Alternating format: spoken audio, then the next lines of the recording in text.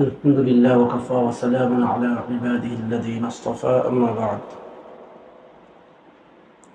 أعوذ بالله من الشيطان الرجيم. بسم الله الرحمن الرحيم.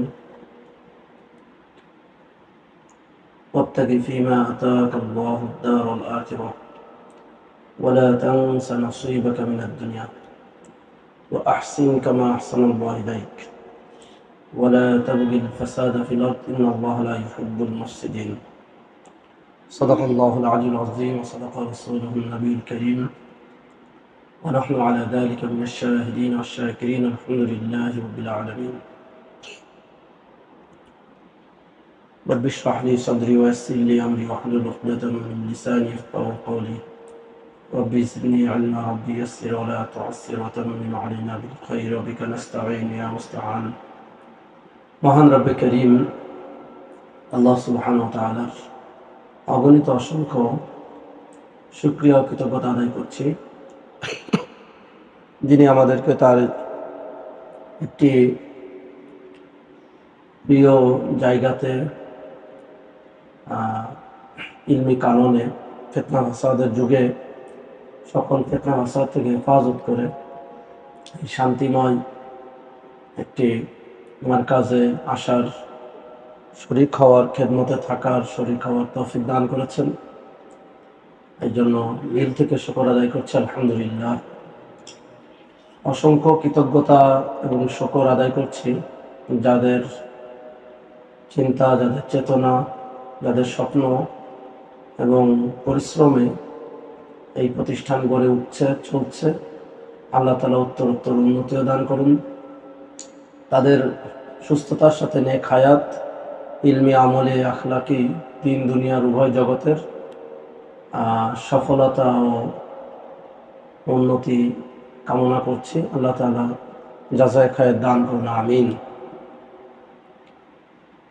সম্মানিত হাজিরিন, আজকের আমরা আলোচনা করার ইচ্ছা করেছি আল উমলাতুর রাইজা ওয়া তাতবিকাতুহাল মুআসিরা ওয়া আহকামুশ শারঈয়্যা। প্রচলিত মুদ্রা, কারেন্সি, তার বাস্তবতা, হাকিকত এবং প্রয়োগ পদ্ধতি, প্রচলিত বিভিন্ন লেনদেন পদ্ধতি এবং শরঈ বিধান নিয়ে। আমা তাওফীক ইল্লা বিল্লাহ, আলাইহি তাওয়াক্কালতু ওয়া ইলাইহি উনীব। এর আগে একটি মুকাদ্দিমা বা কিছু কথা জানা থাকা জরুরি, বিস্তারিত আলোচনা যাওয়া। একটি হলো, এটা হলো আপনারা যেহেতু তাকাসুস করতেছেন ফিকহের, এই জন্য আপনাদের জন্য বিশেষভাবে এটা স্মরণযোগ্য এবং আপনারা কযায়ে মুআসিরা এবং মুস্তাজাদ্দাতের শরঈ বিধান বের করার, আধুনিক মাসালার শরঈ বিধান বের করতে আগ্রহী এবং বর্তমান ছেলেদের মাঝে এটার স্পৃহা, চাহিদা অনেক বেশি। সেজন্য ওই কথাটা একটু বলা। এগুলোর জন্য অনেক দিক রয়েছে, আজকে একটি দিক একটু না বললেই নয়। এটা মাথায় থাকলে আগামী আলোচনা আমাদের বুঝতে একটু সহজ হবে। সেটা হলো যে কোনো একটা বিষয় যখন সামনে আসে তার মধ্যে কয়েকটা দিক আছে। একটা হলো তার আহকামে শারঈয়্যা কি। আহকামে শরিয়া বোঝার জন্য আধুনিক ভাষায় বলে তাকিফে শরিয়া কমপ্লায়েন্ট, তার শরীর রূপটা বের করে নিয়ে আসে। এটা একটা কাজ, এটা একটা দিক। 2 নম্বর হলো মাকাসিদুশ শরিয়া, আল মাকাসিদুশ শরিয়া। এই বিষয়ে শরিয়ার মাকসাদটা কি, শরিয়ত কি চায়, শরিয়ার মূল উদ্দেশ্যটা কি। এটার সাথে সাথে আল হিকমাতুশ শরিয়া, আল আসরার ওয়া রুমুজুশ শরিয়া, আল ফাওয়াইদুশ শরিয়া, আল ফাওয়াইদুদ দুনিয়াবিয়্যা, এটা সম্পৃক্ত, সংশ্লিষ্ট এই বিষয়গুলোও থাকে। তা আমরা যারা ফিকহের কাজ করি বা করতে চাচ্ছি, তাদের সামনে বর্তমান মুআসিরিনদের কর্মপদ্ধতি হিসাবে 2টা ভাগ হয়ে গেছে। একটা হলো নজরিয়া বা কর্মপদ্ধতি। আগে আহকামে শরঈয়া বা তাদবিকাতে শরঈয়াকে সামনে রাখা, তাকিফে ফিকিকে আনা, এটা হলো প্রথম দিক। অর্থাৎ কোনো একটা নতুন বিষয় যখন আমার সামনে এসেছে, তার হাকিকত, মাহিয়াত, রূপ, পথ ও পদ্ধতি, কর্মপদ্ধতিকে চুলচেরা বিশ্লেষণ করে শরিয়ার কোনো উকুদের সাথে বা কোনো হুকুমের সাথে তার তাদবিক দেওয়া, দিয়ে হুকুমকে নিয়ে আসা, হয় হালাল হবে, না হারাম হবে, বা মাকরু হবে, একটা কিছু হবে, তো আই হবে বা ইজারা হবে, ফাসেদা হবে, সহিয়া হবে, শিরকাত হবে, মুজারাবা হবে, ইদা হবে, গসব হবে, আমানত হবে, আরিয়াত হবে, একটা কিছু হবে, সেই রূপ বের করে নিয়ে আসা এবং তার সাথে মিল করার চেষ্টা করা, সামঞ্জস্য করা। যদি মিলে যায় তাহলে খাবিহা, না মিললে বাস না যায় হারাম। এটা হলো একটা দিক। দ্বিতীয় নম্বর পাহলু চিন্তা করা মাকাসেদে শরিয়া নিয়ে, আহকাম হিকমতে শরিয়া নিয়ে, আসরার ফাওয়ায়েদ নিয়ে, এটা হলো দ্বিতীয় পর্যায়। এটা আমাদের মাথায় রাখা উচিত। আবার যে জিনিসটার আমরা তাকিফ করব, ওরও আবার দুইটা ভাগ আছে। ওর হাকিকাত, মাহিয়াত, কর্মপদ্ধতি আছে, ওই দুনিয়াবি কাজটার বা নতুন বিষয়টা, তারও আবার মাকাসেদ, ফাওয়ায়েদ আছে, ওটাও মাথায় রাখতে হয়। যদি ওই জিনিসটার মূল কর্মপদ্ধতি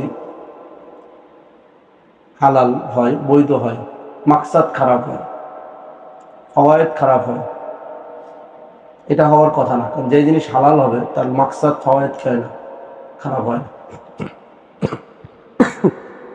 কিন্তু বাজাহের, অনেক সময় বাজাহের মনে হতে পারে কোনো একটা তাকিফ করতে যে কিছুটা কোনো একটা উকুদের শরিয়ার সাথে মিল হতে পারে, কিছুটা বাহ্যিকভাবে, কিন্তু তার মাকাসেদ, ফাওয়ায়েদ এত এই খারাপ এবং দরপূর্ণ, তখন বুঝতে হবে যে আমার তাকিফ ঠিক হচ্ছে না, এখানে কোনো একটা লেগিংস, কোনো একটা খতা বা কমতি আছে। তখন চিন্তা করে বের করে নিয়ে আসা যাবে। অথবা ইস্তেদলালান বা ইস্তেখরাজান বা ইস্তেহাদান হতে পারে, সেটা হালকা একটু দৃষ্টিভঙ্গি, কিন্তু মাকাসেদের কারণ তখন সেটা কঠিন হবে।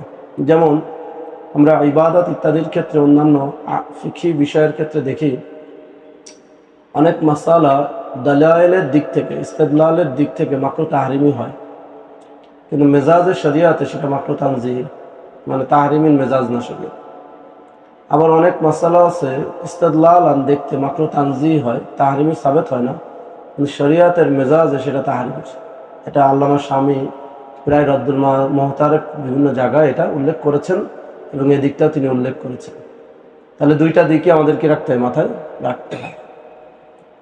একটা আরেকটার সাথে ওতপ্রোত জড়িত। কিন্তু আমি যেটা বোঝাতে যাচ্ছি যে আমি কোন দিকটা নিব আর কি, আগে কোনটা থাকবে আমার কাছে, প্রথম ধাপটা কি, এটা আর কি আমি বলতে যাচ্ছি। তো আমাদের এখন দুইটা নজরি, একটা হলো আগে আহকামে শরিয়াকে, অর্থাৎ আমাদের এই যুগের ভাষায় বলতে পারি তাকিফে ফিকিকে, শরিয়া কমপ্লায়েন্টকে প্রাধান্য দেয়, দিয়ে পরে মাকাসেদ এবং আহকাম, আসরারকে দেখে। দ্বিতীয় একটা নজরিয়া দাঁড়িয়েছে যে তারা মাকাসেদ, মেজাজে শরিয়া, আসরার, রুমুজ, হিকমত এগুলোকে আগে আনে, পরে তাকিফ দেখে। তো কোনো কিছুর মাকসাদ, কোনো কিছুর ইত্যাদি দেখেই একটা হুকুম লাগিয়ে দেয়। কেউ আছে একদম শুধু মাকসাদ দেখে হুকুম লাগিয়ে দেয়, কেউ মাকসাদ অনুযায়ী তাকিফ করতে যায়, মাকসাদকে সামনে রেখে।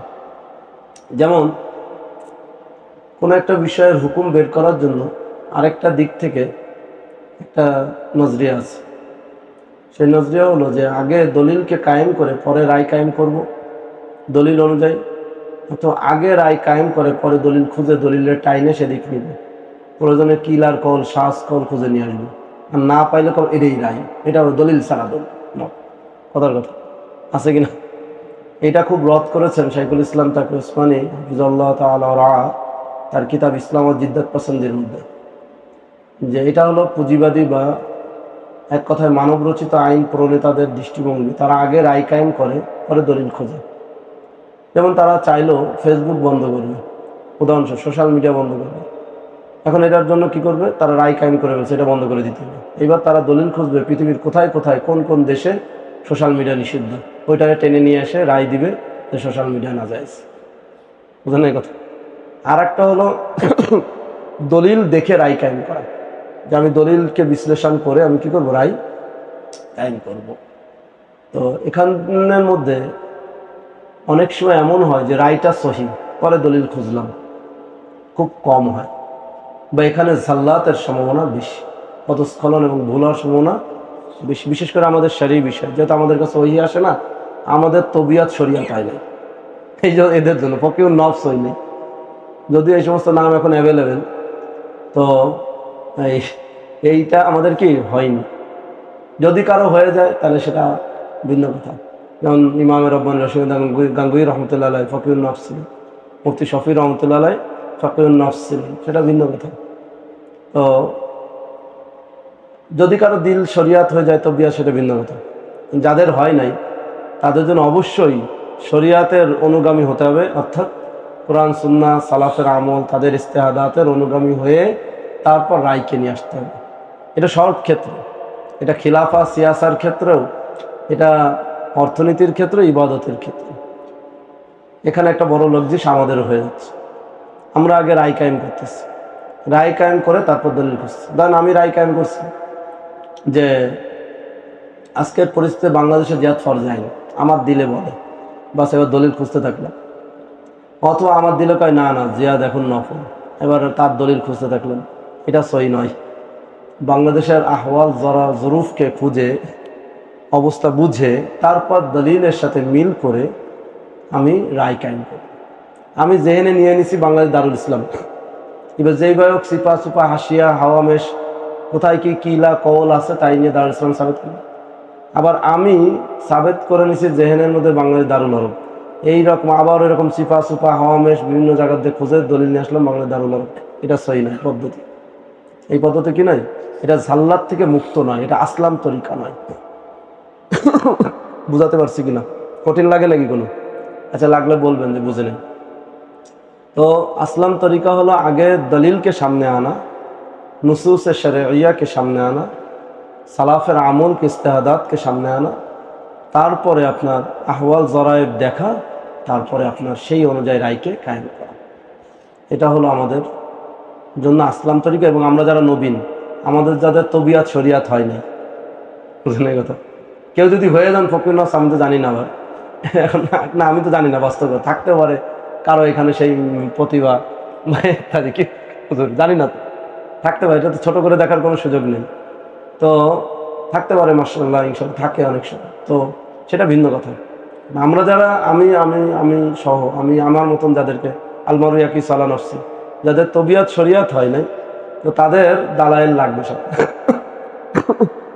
এই জন্য আমি আপনাদের কাছে উদাত্ত আহ্বান অনুরোধ জানাবো যে বেশি ইসরা তাসারু ফিল ইফতা, হ্যাঁ, তাসারু না করে, বেশি এটার মধ্যে খুব ত্বরান্বিত না করে, একটু নিজেকে দালাইলের পিছনে নেওয়া, একটু দেখেন, একটু পড়েন, একটু ভাবেন, একটু ঘাটেন, উস্তাদের সোহবাত নেন, তাদের সাথে মোরাজাত করেন, কিতাব নিয়ে কিতাবের সাথে বন্ধুত্ব করেন, দেখবেন ইনশাল্লাহ বের হয়ে আসবে। আজকের ছাত্ররা, প্রথমটা একটা ভালো প্রশংসা আপনাদের করছি যে স্প্রিয়া আছে, আগ্রহ, এই যে প্রথম অংশ, চায় অনেক কিছু শিখতে, কিন্তু পরের কাজটুকার করতে চান। এই যে কিতাব ঘাটার হুজুরের কাছে লাইন দেওয়া, সিরিয়াল দূর, হুজুরের পিছনে কে বসে থাকে, কাম নাই আর, আর এই কে এত কিতাব দেখে, বুঝলেন? এই অলসতাটা আমাদেরকে শেষ করে দিচ্ছে। যাই হোক, এটা আমার মাঝখান দিয়ে অন্য কথা বলবেন। তা আমাদের একটা নজরিয়া এটা গেল যে আগে তাকিফে শরীরকে আনা, আর একটা নজরিয়া পেলাম কি, আগে মাকসাদকে সামনে আনা। এই মাকসাদকে আগে আনা, ওই রায় আগে কায়েম করার মতন হয়ে যায় অনেক ক্ষেত্রে, এই জন্য এটা অনেক জাল্লাতের দিকে যায়। শাইখুল ইসলাম তাকি উসমানী হাফিজাল্লাহ তাআলা রাআর আপনার যে একটা বৈশিষ্ট্য ওনার ফিকহের, যেমন আমরা ফিখে হানাফি, ফিখে শাফি বলি, এক জমানায় 50-100 বছর পরে না, এখনই শুরু হয়ে গেছে ফিখে তাকি উসমানী আলোচনার বিষয়। এই গত 2 সপ্তাহ আগেও কাতারে সেমিনার হয়েছে, ফিখে তাকি উসমানীর উপরে আলোচনা হয়েছে, বিভিন্ন ডক্টররা, বিভিন্ন আলোচকরা আলোচনা করেছে। কি বিশাল ব্যাপার! আমি এটা ছাত্রদের বলে আসতেছিলাম, আল্লাহ দেখাই দিল এই চোখে যে এটা একটা আলাদা কিছু হবে। কি কাহিনী, কি এত সমাদৃত হলো কেন মাশরিক থেকে মাগরিবে তার ফিকটা, এত আলোচনা আসলো কেন? সবাই সমাদৃত কেন তার ফিকের কাছে? হ্যাঁ, এটা কেন হচ্ছে? যেমন ইমাম শাফি রহমাতুল্লাহ বলছেন, আন্নাস ইয়ালুন আলা ফিকহি আবি হানিফা। এখন এই যুগে আন্নাস ইয়ালুন আলা ইকতিসাদি তাকি উসমান হাফিজাহুল্লাহ। এটা কেন হলো? এটা নিয়ে এই সেমিনারে আলোচনা হয়েছে। এখান থেকে একটি বৈশিষ্ট্য বিশেষ উঠে এসেছে এবং যেটা আমিও ছাত্রদেরকে বলি, আলহামদুলিল্লাহ মিলে গেছে। সেটা হলো যে উনি প্রত্যেকটা মাসাইলের মধ্যে আগে তাকিফে শরীকে প্রাধান্য দেন, পরে মাকাসেদ, হিকমত, আসরার, রুমুজ নিয়ে আনেন। বুঝলেন না এই কথা? উনি কি আনেন আগে? তাকিফে শরীক। যেহেতু দালায়েলকে সামনে এনে ওই জিনিসের সুরাতের সাথে মিল করে দেন, সবাই খুশিতে বাগবাগ হয়ে যায়। হ্যাঁ, তাই তো, এটা আয়াতের সাথে, হাদিসের সাথে, ফিকের ইবারত, অমুক মাযহাব, শাফি মাযহাব, হাম্বলি মাযহাব, হানাফি মাযহাবের সাথে ইবারত মিলে যাচ্ছে। আপনারা বহু ফিকুল পড়েন না, দেখছেন না কি সুন্দর মিলে যায়? তখন দিলটা খুশি হয়ে যায়, তার প্রতি এতেমাদ, আস্থা বেড়ে যায়। আর আমরা কেউ আছি, আমি আর নাম নিলাম না, বিভিন্ন ফেসবুকার বা বিভিন্ন সোশ্যাল মিডিয়ার বিভিন্ন ইউটিউবার, আগে এই হয়ে গেছে, ওই পুঁজিবাদ হয়ে গেছে, ওই ধনতন্ত্র হয়ে গেছে, এই সেই কয়েটে। হ্যাঁ, এর কাছে খুঁজে পাবেন না তাকিফি শরীকি। আগে আপনারে এই সেই আমেরিকা বানায় টানায় দিয়ে কোন জায়গায় গেছে গায়ে, বুঝাতে পারছি না? বুঝে সেই কিন্তু ইউটিউব থেকে কামাই করে আবার খায়। এতক্ষণ আপনারে বা তাকে উসমান সাহেব বা এনাদেরকে, ওলামাদেরকে কিন্তু ধনতন্ত্র পুঁজিবাদী বানায় দিচ্ছে। নিজে এখন সে ইউটিউবের কামাই বা ফেসবুকের কামাই কিন্তু খাচ্ছে, বা এখানে সে ভাইরাল হচ্ছে। আমি তাদের রদ করতেছিলাম, মানে আমি তাদের সিস্টেম লসের কথা বলছি, ঝাল্লাতগুলো এইভাবে আসতেছে। যাই হোক, তো আমরা যে কোনো মাসালার ক্ষেত্রে, যেহেতু ফিক ফাতোয়া পড়তেছেন, আমরা তো সব মাসালা আপনাদের আলোচনা করতে পারবো না। 2 বছরে উস্তাদরা সব দিতে পারবে না। আপনাদেরকে একটা পথ চলা শেখানো হবে, একটা রাহবারি, রাহনুমাই করা হবে, সামনে চলতে হবে। সেই রাহনুমাইগুলোর মধ্যে একটি বললাম, যদি আশা করি এটা যদি খেয়াল রেখে এই পথে চলেন, ইনশাল্লাহ ধাপে ধাপে আস্তে আস্তে কচ্ছপ গতিতে হলেও, স্লোত গতিতে হলেও আপনি একটা মুতামাদ আলায় জায়গায় পৌঁছতে পারবেন, বা নিজেও একটা অর্জন কিছু আসবে। কেউ এতেমাদ করলো না করলো সেটা কবুলিয়াত আল্লাহর কাছে। নিজেরও তো একটা স্যাটিসফ্যাকশন, ইতমিনানের ব্যাপার আছে যে না, আমি এই মাসালাটা ইস্তেখরাজ করে, এই মাসালাটার ইস্তেনতাজ করে, এই মাসালাটার ইস্তেখলাস করে আমি একটা সামারায় পৌঁছাতে পেরেছি, নিজের কাছেও ভালো লাগবে। হ্যাঁ, আমার বুঝটা ঠিক আছে। যাক, আল্লাহ তাআলা আমাদের সবাইকে সেইটা তৌফিক দান করুন। এই বিষয়টাকে সামনে রেখেই আমি আজকের বিষয়টা শুরু করছি। আল্লাহ তাআলা সহজ করুন, কবুল করুন, আমিন। নুকুদে রাইজা বা উমলায় রাইজা, প্রচলিত মুদ্রার বিষয়টা বোঝার আগে একটু সংক্ষেপে আমরা পিছন দিকে যাই। আমাদের একেবারে মানব ইতিহাসের শুরুতে আমরা কোরআনে কারীম দ্বারা জানতে পারি এবং হাদিস দ্বারা, বিভিন্ন তারিখ দ্বারা জানতে পারি যে মানুষের প্রথম সূচনা ঘটেছে পৃথিবীতে 2টা জিনিস দিয়ে। একটি হলো কৃষি ফসল, আর একটি হলো গবাদি পশু। কোরআনে কারীমের মধ্যে আল্লাহ তাআলা বহু আয়াত নাজিল করছে এই 2টা বিষয়ের কথা। এটা ইসলামী অর্থনীতিরও একটি অন্যতম দিক। ইসলামী অর্থনীতি কৃষি এবং গবাদি পশুকে অত্যধিক গুরুত্ব দিয়ে থাকে। আমাদের দেশেও কৃষিকাজ এবং গবাদি পশু কিছু অঞ্চলে দুর্বলতা দেখা যাচ্ছে। তাদের জিনিসপত্রের দামও, এই জিনিসগুলোর দাম অনেক বেশি। করোনা বা এই যে বন্যা ইত্যাদি পরিস্থিতিতেও তারা অনেক বিপদে পড়ছে।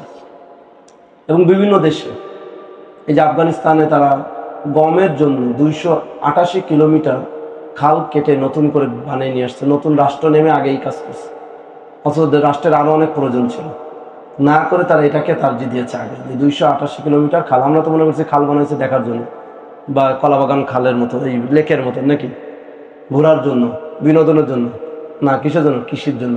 যে পানি লাগবে, গম চাষ করতে হবে, যে না আগে কি করি, কৃষির করি। কারণ গম না পাইলে কি করবো? গম না পেলে রুটি খাবো কি? আমাদের ভাতের মতন আর কি, ভাত না থাকলে কি খাবে? এই জন্য তারা গমের জন্য আগে কি আনছে? পানি আনছে। পানি এনে কৃষিকে প্রাধান্য দিয়েছে। এটা অর্থ, এটা কোরআনে কারীম আল্লাহ গুরুত্ব দিয়েছে। আনতুম তাজরাউনা আম নাহনু যারিউন, আরো অনেক আয়াত আল্লাহ তাআলা বলছেন। ইয়াসকিল হারসা, এরকম আছে না? তো আবার হাফেজ না, এই জন্য সব পারি না বলতে, ভয়ও লাগে। তো কোরআনে কারীম অনেক আয়াত, হাদিস, অনেক আয়াত এসেছে, হাদিসের মধ্যে এসেছে এই 2টা জিনিস। যাক, তো শুরু যুগে যখন আমরা হাবিল কাবিলেরও ঘটনায় পাই, একজনকে ফসল দিছিল, আর একজন দুম্বা বা ছাগল পেশ করছিল, কি এই যে 2 জনের 2 কামাই, তার সবচেয়ে উত্তম সম্পদ ছিল এটা, স্বর্ণ রূপা না কিন্তু। তো তখন তারা লেনদেন কিভাবে করছে? হাবিল হলো কি বলে, ছাগল পালছে, ছাগল দিছে কাবিল, কাবিল হলো দিছে 1 কেজি ডাল ধরেন।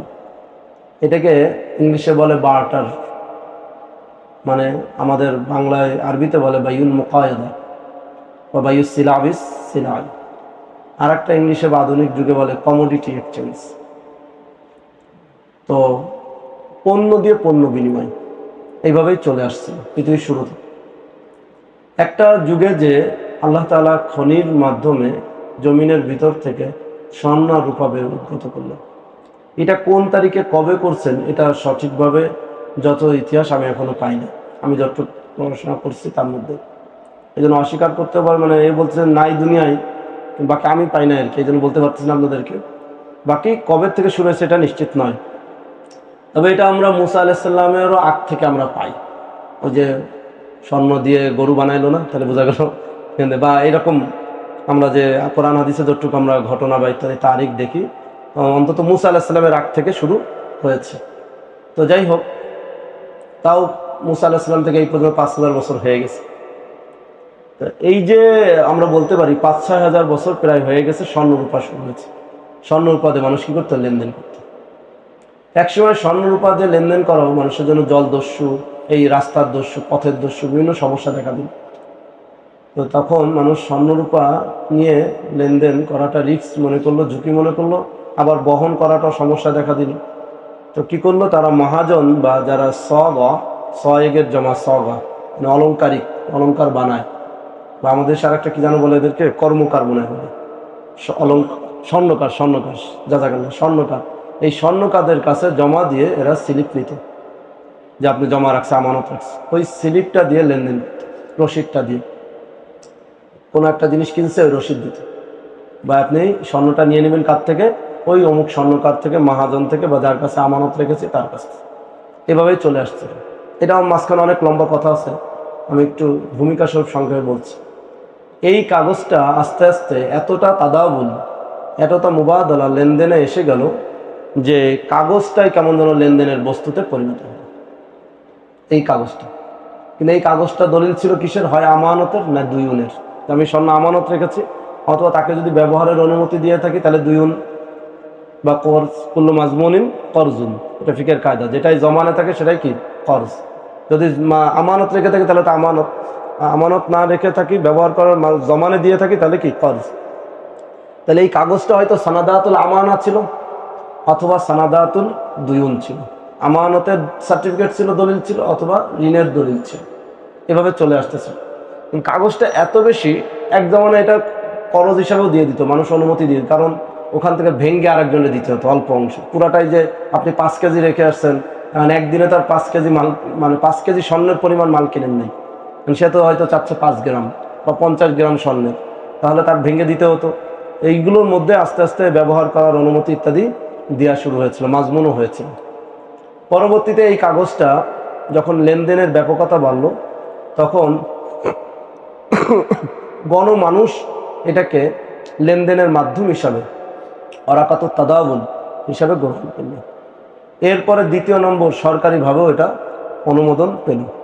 প্রথম পর্যায়ে সরকারি অনুমোদন পাওয়ার পরও ব্যক্তিগতভাবে ব্যাংক এই কাগজ মুদ্রা মতন ছাপা শুরু করল। পরবর্তীতে রাষ্ট্রীয় কেন্দ্রীয় ব্যাংকের পক্ষ থেকে এটা ছাপা শুরু হলো। এইভাবেই এই কাগজি মুদ্রার রূপ চলে আসলো। এরপরও তখন এই শুরু যুগেও কাগজের পরিবর্তে পরিপূর্ণ স্বর্ণ থাকতো, মিয়া ফিল মিয়া। 100 টাকার একটা নোট মানে এই 100 টাকা মূল্যমানের পূর্ণ স্বর্ণ ওই ব্যাংকের কাছে, প্রাইভেট ব্যাংক অথবা কমার্শিয়াল ব্যাংক অথবা কেন্দ্রীয় ব্যাংকের কাছে কি থাকতো, জমা থাকতো। কালের বিবর্তনে, সময়ের পরিবর্তনে, লেনদেন ইত্যাদি বৃদ্ধি হওয়ায় এবং এই স্বর্ণ ইত্যাদি রিজার্ভেশন এর মাহফুজিয়াত, এর সংরক্ষণের মধ্যেও চাপ বা ঝামেলাযুক্ত হওয়ায় এটা হারটা কমতে থাকে। কখনো 70-তে নেমে যায়, কখনো 50-তে নামে, নামতে নামতে অনেক নিচে 10%, 2%-এ নেমে আসে। এখন এমন হয় যে কাগজের পরিবর্তে স্বর্ণর আসলে তেমন উল্লেখযোগ্য আর কি থাকে না, অবস্থাও থাকে না। যখন এরকম একটা পর্যায়ে চলে আসে, তখন বিশ্বের বিভিন্ন দেশ কাগজ না নিয়ে ওই হাকিকি স্বর্ণরূপার দাবি করে বসে। যেমন ইংল্যান্ড আমেরিকার কাছে দাবি করে, আমি আর ডলারের কাগজ নেব না, আমাকে কি দেয়, স্বর্ণ দিতে। এইভাবে আমেরিকার স্বর্ণ ইংল্যান্ডে চলে যায়। আমেরিকা ইংল্যান্ডকে বলে তোমার মুদ্রা নিব না, ওরা ছিল আবার রূপার মজুদ, তুমি রূপা চলে যায়। তো দুই দেশ অস্থিতিশীল হয়ে পড়ে, ওর স্বর্ণ এর দেশে, এর রূপা ওর দেশে, তাহলে দুই রকম হয়ে যায়, অস্থিতিশীল হয়ে পড়ে। এই সময় এই বিশ্ব মোড়লরা এরা বসে হলো আপনার IMF গঠন করে, ইন্টারন্যাশনাল মনিটারি ফান্ড, আন্তর্জাতিক মুদ্রা তহবিল গঠন করে। তারা আইন করে যে এখন থেকে আমাদের কাছে স্বর্ণ মজুত রাখতে হবে, কেউ নিতে পারবে না, মানে যে একজন আরেকজন থেকে যে নিয়ে নিবে এটা বলবে না, যার যার টাকা ছাপাবা আস্থা দায় আমাদের। এগুলো আন্তর্জাতিকে চলে গেল, এতদিন ছিল দেশ, এবার চলে গেল কি আন্তর্জাতিক। আর দেশকেও বলে দিল যে তোমার দেশের তোমার কেন্দ্রীয় ব্যাংকের কাছে এই পরিমাণ একটা হার বলে দিল, এক এক দেশ হিসাবে তার জিডিপি, তার অর্থনীতি উন্নয়ন হিসাবে, অর্থ অবস্থা হিসাবে, যে এত% তোমার কাছে স্বর্ণ রাখবা। আমাদের দেশে তো স্বর্ণ বা তামা হয়ে যায়। কিছুদিন আগে বাংলাদেশ ব্যাংকে খুলে দেখছে স্বর্ণ কি হয়ে গেছে, কত কিছু হয় আমাদের দেশে। যাই হোক, এমনি নাই, আরো যদি হয়ে যায় সেটা তামা, তাহলে ওই লোকের মতন হয়েছে, কপালের নাম গোপাল, কিনলাম গাই গরু হয়ে গেল আমার। এখন ইন্টারন্যাশনাল মনিটারি ফান্ডের কাছে এই আমরা আটকা পড়ে গেলাম সারা পৃথিবী। ওদের শর্ত অনুযায়ী টাকা ছাপতে হয়, এটা নিয়ম আছে। বাংলাদেশ অবশ্য এই সমস্ত শর্তের তোয়াক্কা করে নাই। গত 16-17 বছরে টাকা ছাপাইছে, ধুমছে, কাগজে নোট যত পারছে। 1970 সালে এসে এই IMF আবার আইন করে যে আচ্ছা, এর পরিবর্তে স্বর্ণের মৌলিক কোনো শর্ত নাই, স্বর্ণ মজুদ না থাকলেও ছাপতে, যে একটা হার দিছিল তারা এত% থাকতে হবে, এর বাইরেও ছাপতে পারবে। মানে সহজ কথায় এখন আর টাকার পিছনে আপনার স্বর্ণ আছে কিনা তার আর শর্ত নেই, বাস ধুমধাম ছাপতে পারবেন। তবে আপনার মুদ্রাস্ফীতি, আপনার টাকা বা মুদ্রাকে কন্ট্রোল করার জন্য IMF একটা পরিমাণ বলে দেয় যে এত এত লক্ষ কোটি আপনি কি করতে পারবেন, 1 বছরে বা প্রতি 2 বছরে বা 5 বছরে ছাপতে পারবেন, দেশ হিসাবে ভাগ আছে, এইভাবে তারা নির্ধারণ করে দেয়। এই হলো টাকার হলো সর্বশেষ মুদ্রা আর কি, সর্বশেষ অবস্থা। 1970 সাল থেকে এভাবেই এখনো চলে আসছে।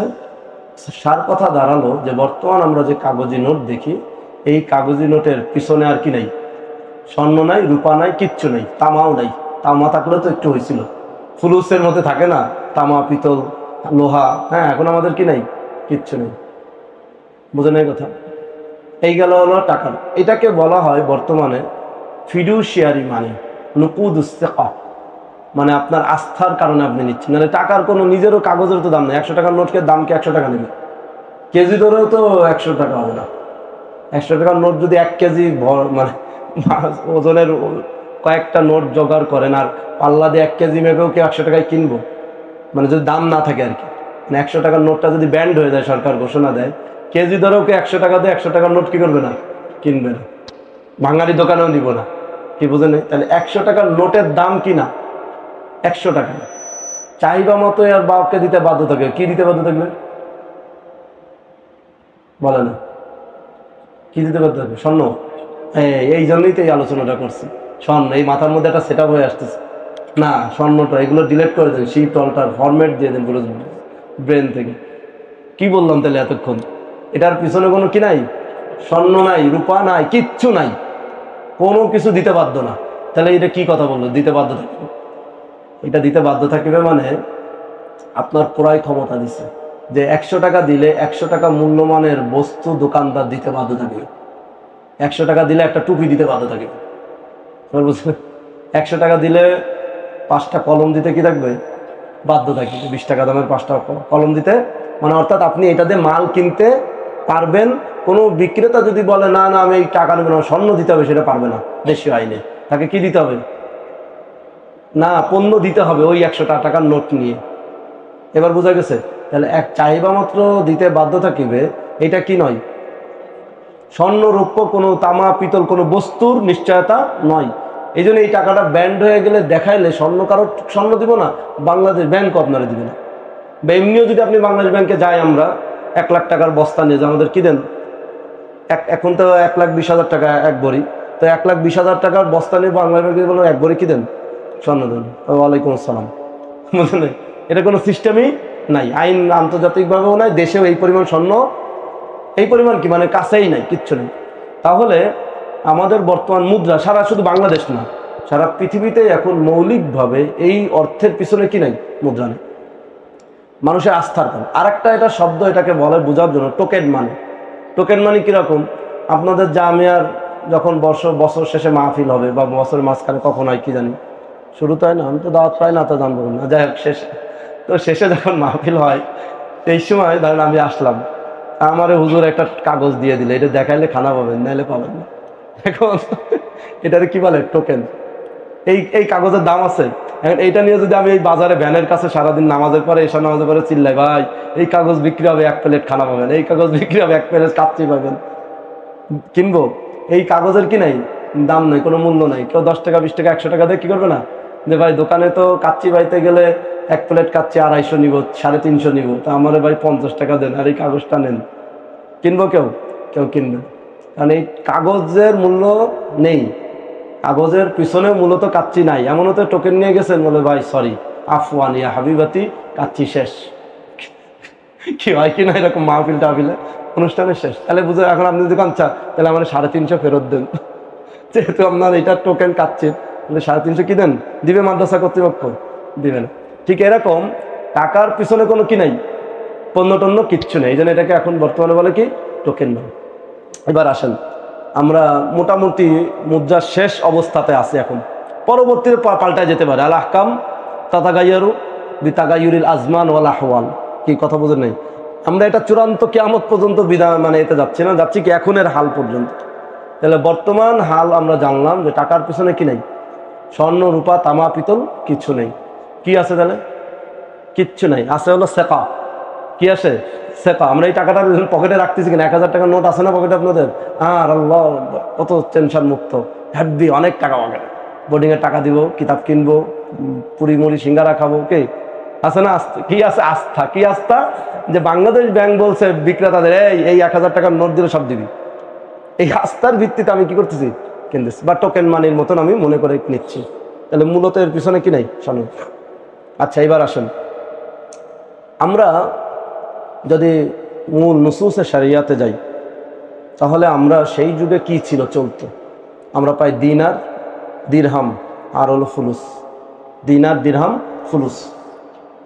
সাহাবায়ে কেরামের যুগে, একদম মুতাকাদ্দিমিনদের যুগে, শুরু যুগে দিরহাম দিনারের গলাবা ছিল।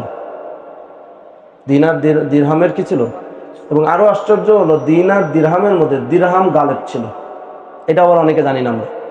এই যে জাকাতের নেশাব কায়েম করতে, যে আমরা এই দিনারকে আজকাল তারজিহ দিতে যাচ্ছি, কিন্তু ফিকের কিতাবগুলোতে দেখেন এবং হাদিস ইত্যাদি বিভিন্ন দেখলে, এখন ওর দিক গেলাম, ওটা আবার লম্বা হয়ে যাবে, গালেব দিরহামকে রেখেছে। গালেব কারে রাখছে? দিরহামকে রেখেছে। নবী সাল্লাল্লাহু আলাইহি ওয়াসাল্লাম কোথাও যদি মানদণ্ড ন্যায়ার করার প্রয়োজন হতো, এটা নজির আছে, বিভিন্ন ঘটনা আছে, তাহলে উনি দিরহাম দিয়ে মান নিয়ন্ত্রণ করতেন, দিনার দিয়ে না। কি দিয়ে? দিরহাম দিয়ে। যাই হোক, যেমন একটা একটু বলি, নাহলে আবার খুশখুশ থেকে যাবে, কে আন্দাজে কয় কিনা।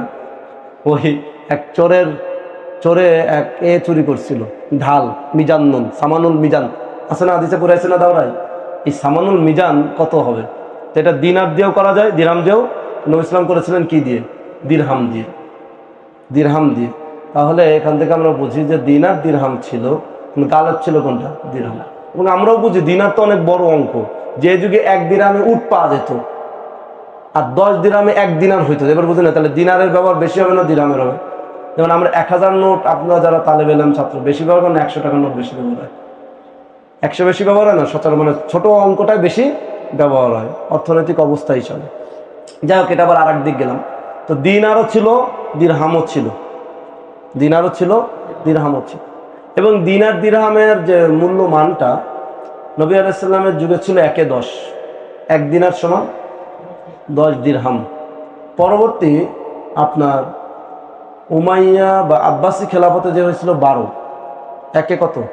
12। 1 দিনার সমান 12 দিনার। আর ফাতেমি খেলাফতের আমলে হয়েছিল 1-15, মানে 1 দিনার সমান কত? অনেকে বলে, কোনোদিন বলে পাল্টায় নাই, এ পড়াশোনা নাই, এগুলোর কি নাই? পড়াশোনা নেই। একটু এই জন্য আগে বলে আসছি প্রথমবার, একটু কি করতে হবে? পড়তে হবে, একটু খুঁজতে হবে, একটু দেখতে হবে। আমি আপনাদের চাপাই দিচ্ছি না, আমরা চাপাই দেওয়া পছন্দ, আপনিও পড়েন, যদি আমার এটা ভুল হয় পড়া পাওয়াটা আমি মেনে নিব। কথা বোঝেন নাই কথা? যাক, পরিবর্তন হয়েছে, দিনার দিরহামের পরিবর্তন হয়েছে। তাই এটা ফুকারা ছিল, সেই যুগে মরা ছিল। এই যে যুগগুলোর কথা বললাম, এগুলো তো পূর্বের যুগ নাকি, আব্বাসি, উমাইয়া, ফাতিমি, এগুলো অনেক আগের না। তারপরে ওসমানী একদম সর্বশেষ, এরপরে ব্রিটিশ, তারপরে এখন Pakistan, Bangladesh 2.0 version, new version. এর আগ পর্যন্ত কি যারা ফুকারা ছিল কিনা, এই ফুকারা দিনার দিরহাম তাদের যুগে বা এইরকম 1-15 হয়েছে, হয় নাই, হয়েছে অন্তত আল্লামা স্বামীর আগ পর্যন্ত তো ফাতিমা গেছে না, যায়নি না? ফাতিমা পরে অনেক আগে না আল্লামা স্বামীর 200 বছর হতে যাচ্ছে, পূর্ণ হচ্ছে আর 5-6 বছর। এর আগে ফাতিমিয়ারা ছিল, তো তাদের যুগে কি গেছে, 15 গিয়েছে। তো তখন ওনারা কি দিনারকে তা দিয়েছে না দিরহামকে দিছে? সব জায়গায় দিরহাম বলছে, যাকাতের নেশাব, আনফালিল ফুকারা, সেই বলে দিছে না দিরহামকে তারজি, নেশাব টেসাব ইত্যাদি কায়েম করা। তো মাথায় রাখতে হবে, পরিবর্তন কিন্তু ঘটেছে, স্থির না 1-10। এখন হয়ে গেছে আপনার কত, এখন হয়ে গেছে হলো 1-50, কত 50। 1 ভরি স্বর্ণ ভালোটা সবচেয়ে বেস্ট 1,20,000, আর 1 ভরি রূপা বেস্ট হলো 2,000। 1-60, কত হয়েছে, 60 গুণ হয়ে গেছে। বুঝাতে পারছি কথা? আচ্ছা, এটা আমরা একটু মাথায় রাখি। দিনার দিরহামের একটা ইতিহাস বা প্রায়োগিক কথা উল্লেখ করলাম। এরপর আসেন, সেই শুরু যুগ থেকে, নবী ইসলামের যুগ থেকে আরেকটা মুদ্রা ছিল, সেটাকে বলে ফুলুস। সেটাকে বলে কি, ফালসের জমা, ফুলুস। তবে নবী ইসলামের যুগে দিনার দিরহামের প্রচলনের সময় ফুলুস মাগলুব ছিল।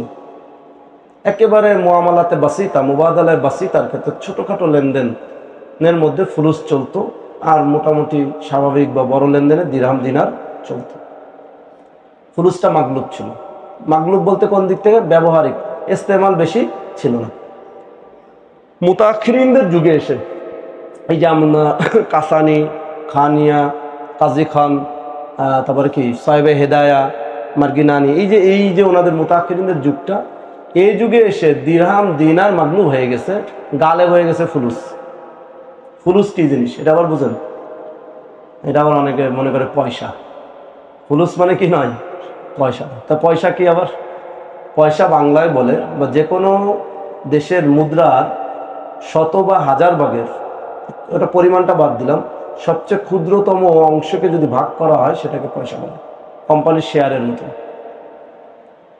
যেমন আমাদের দেশে হলো 1-100, 1 টাকায় পয়সা ভাগ হয় কত, 100 ভাগে ভাগ হয়, প্রতি একটা ভাগ হলো কি 1 পয়সা। আমেরিকান ডলারেরও প্রতি ভাগকে বলে সেন্ট। আমরা যেটা পয়সা বলি ওরা বলে কি, সেন্ট। পয়সা মানে কিন্তু ওই পয়সা না, কিন্তু গোল, এটা তাসাব্বুতে ফেলে দেন। পয়সা মানে কি, ওই একক মুদ্রার ক্ষুদ্রতম অংশ। আপনারা বোর্ডিং থেকে 20 জনের খানা নিয়ে আসছেন, প্রতি 1 প্লেট 1 অংশ, 1 পয়সার মতো, এইটা আর কি। বুঝাতে পারছি কথা? যেমন ওমান, একটা রাষ্ট্র আছে না ওমান, এই ওমানের 1 টাকা যেটা, ওদের যে মুদ্রাটা, এইটার 1000 ভাগের 1 ভাগ হলো পয়সা। এবার বুঝতে পারছেন? তাহলে পয়সা মূলত কি না, এই ছোট্ট ওই যে কয়েন, এইটা কি নাই, পয়সা নয়। কয়েন মানে পয়সা না। আমাদের দেশে কয়েনকে মানে পয়সাটা কয়েন আকারে বানায়, এটা আর কাগজে ছাপায় না। কিন্তু ওমানের পয়সা কিন্তু কি, কাগজ। বুঝাতে পারছি? ওমানের পয়সা কি, কাগজ, মানে পয়সা। ওদের নামটা আমি হঠাৎ করে ভুলে গেলাম জেন থেকে।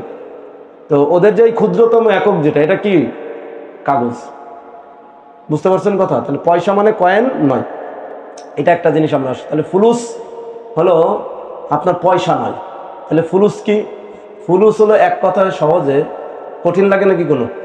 আচ্ছা, জাহাব আর ফিজ্জা ব্যতীত অন্য ধাতুর যেটা হবে সেটাই ফুলুস। অথবা জাহাব ফিজ্জা আছে কিন্তু সেটা মাগলুব, আর হলো অন্য ধাতু গালিব, যেটাকে আমরা মাকসুসা বলি, দারাহেমে মাকসুসা। অর্থাৎ যে দিরহামের মধ্যে কি আছে, অন্য ধাতু বেশি। এটা নিয়ে আবার ইখতিলাফ আছে, কেউ বলছে নিসফর বেশি, কেউ সুলুস, কেউ রুবু। এটা আবার লম্বা আলোচনা, বাদায়ের সানাতে অনেক সুন্দর আলোচনা আছে। তো যেটার মধ্যে স্বর্ণ বা রূপা মাগলুব অথবা অন্য ধাতু পুরাটাই, সেটা হলো কি, ফুলুস। সেটা নুহাস হতে পারে, সে সিফ হতে পারে, সেটা কি হাদিদ হতে পারে, তামা পিতল ইত্যাদি হতে পারে, সেটা হলো ফুলুস। তাহলে এটা একটা মুস্তাকিল স্বতন্ত্র জিনিস। আচ্ছা, তাহলে দিনার পাইলাম, দিরহাম পাইলাম, ফুলুস পাইলাম নুসুস এবং সালাফদের তাআমুল ইত্যাদি থেকে। এখন আমরা এইটার হুকুম একটু আগে জেনে নিই, তাহলে আমাদের টাকার হুকুম বের করা কী হবে, মুদ্রার হুকুম বের করা সহজ হবে। দিন আর দিরহাম তো আমরা জানি মুজমা আলাই, সবাই একমত, এটা বায়ুস সরফের অন্তর্গত। বায়ুস সরফ অর্থাৎ তাফাজুল হারাম এবং তাকাবুজুল বাদলাইন ফিল মজলিস জরুরি। একই মজলিসের মধ্যে দুইজনকে কী করতে হবে, দুই বদলকে কবজ করতে হবে উভয় প্রান্তে। এবং তাফাজুল হারাম, নাসিয়াও হারাম। বুঝলেন এই কথা? আচ্ছা, তো এই মাসালা নাকি এটার মধ্যে একতলাফ আছে? মৌলিক কোনো একতলাফ না। এমনকি ফুকায়ে কেরাম উদাহরণ দিচ্ছে, কেউ যদি নৌকায় বসে লেনদেন করে তো দুই নৌকা পাশাপাশি চলতে হবে। একজন একজনের সামনে চলে যায় তো মজলিস ভিন্ন হয়ে গেছে। এটা কি হয়েছে? খেলাফত মজলিসে যুব মজলিস হয়ে গেছে। কথা বুঝলেন কথা? এখন তো নৌকাও গেছে গা, নৌকাও বেশি লোক উঠলে ডুবে যায় তো গেছে গা, নৌকাও ডুবে। তার নৌকার উদাহরণ বাদ, সাইকেল চালাচ্ছে। এখন তো বাইকের যুগ অবশ্য, ডিজিটাল। তো বাইক চালাতে চালাতে একজনের বাইক আরেকজনের কি গেছে, আগে চলে গেছে। তাহলে এই বায়ু সরফ কি হয়ে যাবে, ফাসেদ হয়ে যাবে।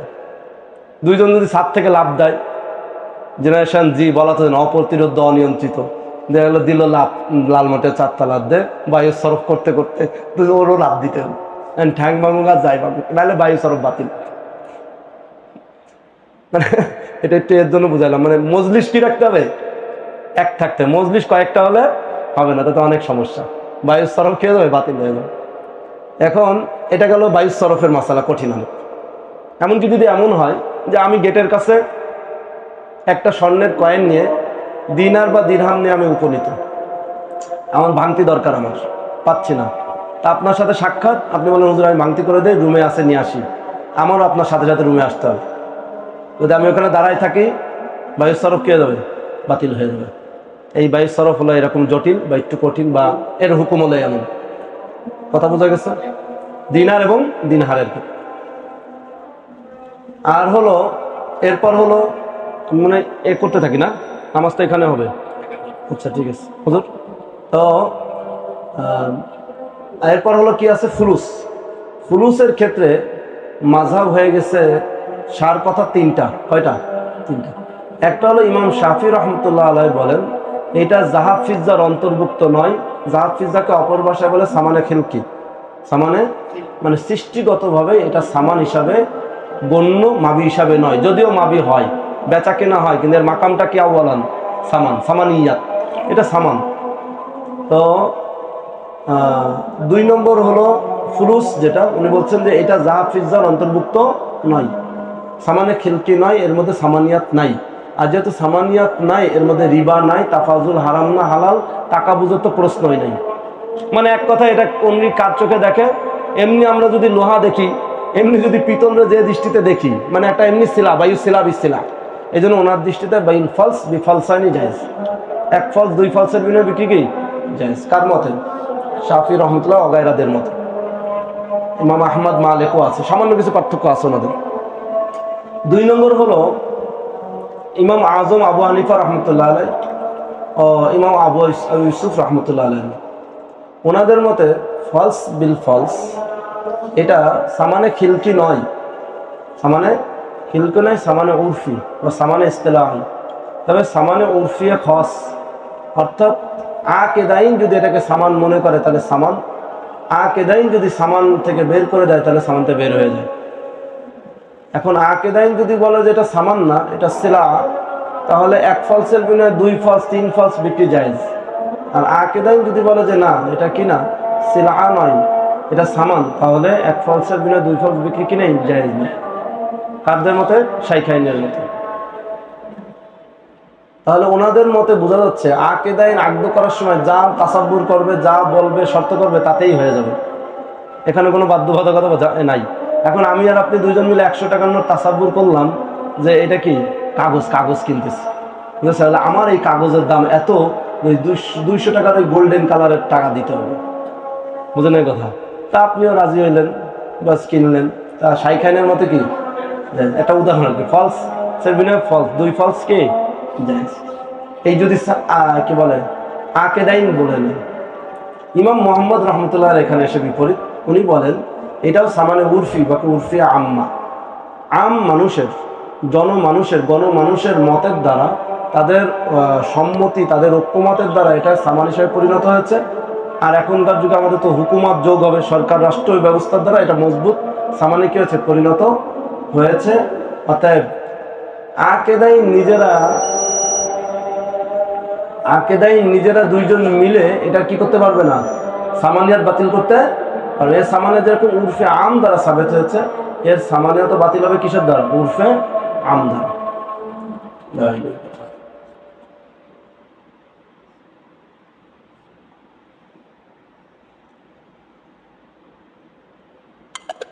মাসলা পাইলাম, কিসের পাইলাম, মাসলা। এখন ফুলুসের ক্ষেত্রে মুতাখিরিনদের যুগে যে গালে বলো ফুলুসের ব্যবহার, কারা, সাহেবে হেদায়া কাসানি, এই যে যুগটাতে, ওই যুগটাতে পরবর্তী যুগ পর্যন্ত যতদিন কাগজি নোট না আসছে এই পর্যন্ত ফুলুসই চলছে অনেক। তো এই সময় ওনারা ফুলুসের ক্ষেত্রে রিবার কোন মাসালা দিচ্ছে, হেদায়ের মধ্যে স্পষ্ট আছে। ওনারা গতা আরিফা, আদা আলী, গতা আরিফা মনে পড়ে, হ্যাঁ হেদা চালেছে, এগুলো আলোচনা করেছেন। আদা আলী, গতা আরিফা, তা আদা আলী, গতা আরিফা ওনারা বলছে একটার দিয়ে দুইটা নেওয়ার কী হবে, নাজায়েজ হবে। কেন, মানে এটা যদি আমরা জায়েজ বলি শাইখাইনের মত অনুযায়ী, ইমাম শাফির মত অনুযায়ী, লানফাতাহা বাবু রিবা বিমিশ্র আয়ে, এটার মধ্যে আছে যে আপনার রিবার দরজা দুই কপাটে খুলে যাবে।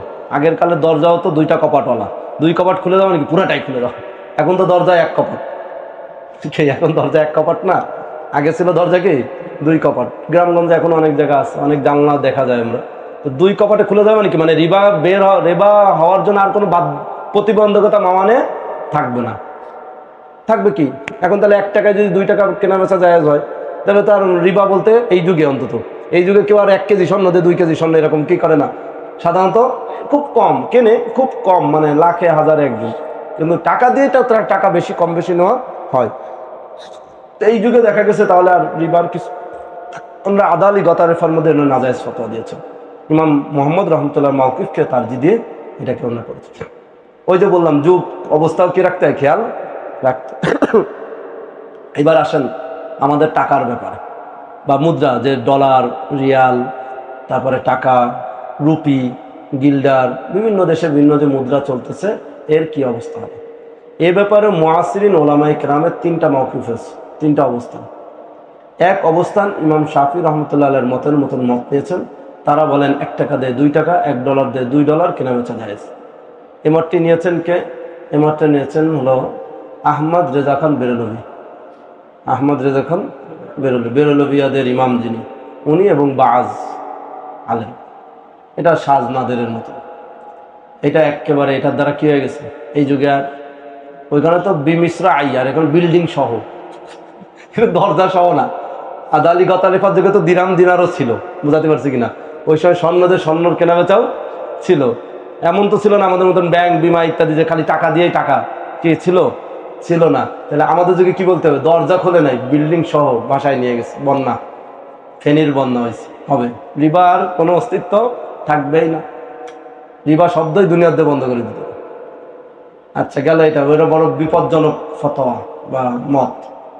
2 নম্বর জমহুর ওলামায়ে আরব, তাদের মত হলো যে দিনার দিরহাম যেরকম সামানে খিলতি, বর্তমানের ওমদায় রায় যা, এই নুকুদে রায় যা, এটা সামানে খিলকি হুকমিয়া, ওটা সামানে খিলকির হুকমিয়া, ওটা তো হলো হাকিকিয়া, এটা হলো কি সামানে হুকমিয়া। এইগুলো ওরা পার্থক্য করেন, এটা হলো হাকিকি, এটা হলো কি হুকমি। ওইটার মধ্যে যেরকম তার মানে বায়ু সরফ হয়, এটার মধ্যেও কি হবে, টাকা বুঝুর বদলাইন লাগবে, ওই লাভ দিতে হবে, বাইক চালাইতে হবে। বুঝেন এই কথা, একজন থেকে আরেকজন মজলিস ত্যাগ করতে বা ভিন্ন হতে পারবে না। কাদের মতে, জমহুর ওলামায়ে আরব। বোঝা গেছে কথা। 3 নম্বর মাওকিফ জমহুর ওলামায়ে হিন্দ, এবং এই মাওকিফের প্রথম যে ইজতিহাদ যিনি করেছেন তিনি হলেন শাইখুল ইসলাম আল্লামা মুফতি তাকি ওসমান হাফিজাহুল্লাহ। এবং জমহুর ওলামায়ে হিন্দের ইসলামী ফিকহ একাডেমি ইন্ডিয়াতে এটার কি বলে সেমিনার হয়েছে, সেখানে উনি মাকালা পেশ করছেন, জমহুর রায় দিয়েছেন ওনার পক্ষে। তাদের মত হলো, ওনার মত হলো, ওনার ইজতিহাদ হলো যে ইমাম মুহাম্মদের রহমতুল্লাহ আলাইহির কওল অনুযায়ী, ফি হুকমিল ফুলুস আলা কওলিল ইমাম মুহাম্মদ, ফি হুকমিল ফুলুস আলা কওলিল ইমাম মুহাম্মদ। ফুলুসের পিছনে যেরকম কি নেই, স্বর্ণরূপা নেই, স্বর্ণরূপা কি নেই, অনুরূপভাবে কি বলে আমাদের টাকারও বা বর্তমান পরিচয় মুদ্রার পিছনে কি নেই, স্বর্ণরূপা নেই। ফুলুসের লেনদেনের মধ্যেও ফুলুসের ধাতুটা এতেবার হতো না, যদিও ধাতু ছিল লোহা তামার, কিন্তু ওইটার কি হতো না, এতেবার হতো না। ফুলুসের মান নিয়ন্ত্রিত হতো দিরহাম দিনার হিসাবে। কি হিসাবে? দিরহাম দিনার দিয়ে একটা জিনিস কিনা যায়, কোন জিনিস কিনা যায়, আর ওই জিনিসটা কিনতে ফুলুস কত লাগবে, সমাজের বিক্রেতা কয় ফুলুসে দিবে, ওইভাবে একটা কি করতো ফুলুসের দাম। আমাদের যেরকম টাকাটা এখন ক্রয় ক্ষমতা হয়ে গেছে যে 100 টাকা আমি 10টা কলম পাবো, কথার কথা, 1 কেজি দুধ পাবো, 1 কেজি চিনি পাবো, কথার কথা, 1 কেজি পেঁয়াজ পাবো, এইরকম ফুলুসের ছিল। তাহলে ফুলুসের সাথে মিলে কাছাকাছি আসে, একেবারে ফুল হুবো না হলেও ওর তো ধাতু তাও কিছুটা একটা কি ছিল, মানে কেজি দরেও বিক্রি করা যেত। আমাদের ফুলুসের তো আমাদের টাকা কেজি দরে কি হয় না, বিক্রি করা যায় না। এই কাগজের সেই মূল্যমান নেই, কাজেও লাগবে না।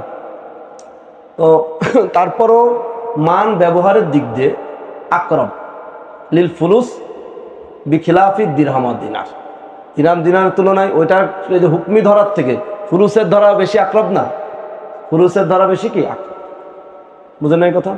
এই জন্য তাকে সাহেব হাফিজাল্লাহ উনি ফুলুসের সাথে কিয়াস করছে ইমাম মোহাম্মদের কওল। এবং এখানে আরেকটা বলতে ভুলে গেছি যে ফুলুসের মধ্যে ইমাম মোহাম্মদের কওল অনুযায়ী বাইরে সরফ নাই, তবে রিবা আছে। পার্থক্য কি? এক জিনিস হলে তাফাজুল হারাম, ভিন্ন জিনিস হলে তাফাজুল হালাল। আর হলো বায়ু সরফ নেই, তাকাবুজুল বদলাইন ফিল মজলিস জরুরি না, তবে তাকাবুজ আহাদিল বদলাইন জরুরি। নাহলে ইফতরাক আন্দাইন বিদাইন লাজেম আসবে, বাইল কালি বিল কালি লাজেম আসবে।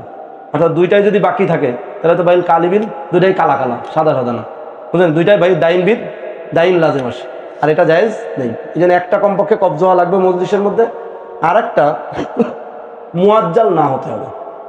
এটা অনেকে এই পার্থক্যটা বোঝে না, প্যাচ লেগে যায়। ফিকুল বুয়ুতে অনেক আলোচনায় হযরতের অনেকের প্যাচ লেগে যাবে।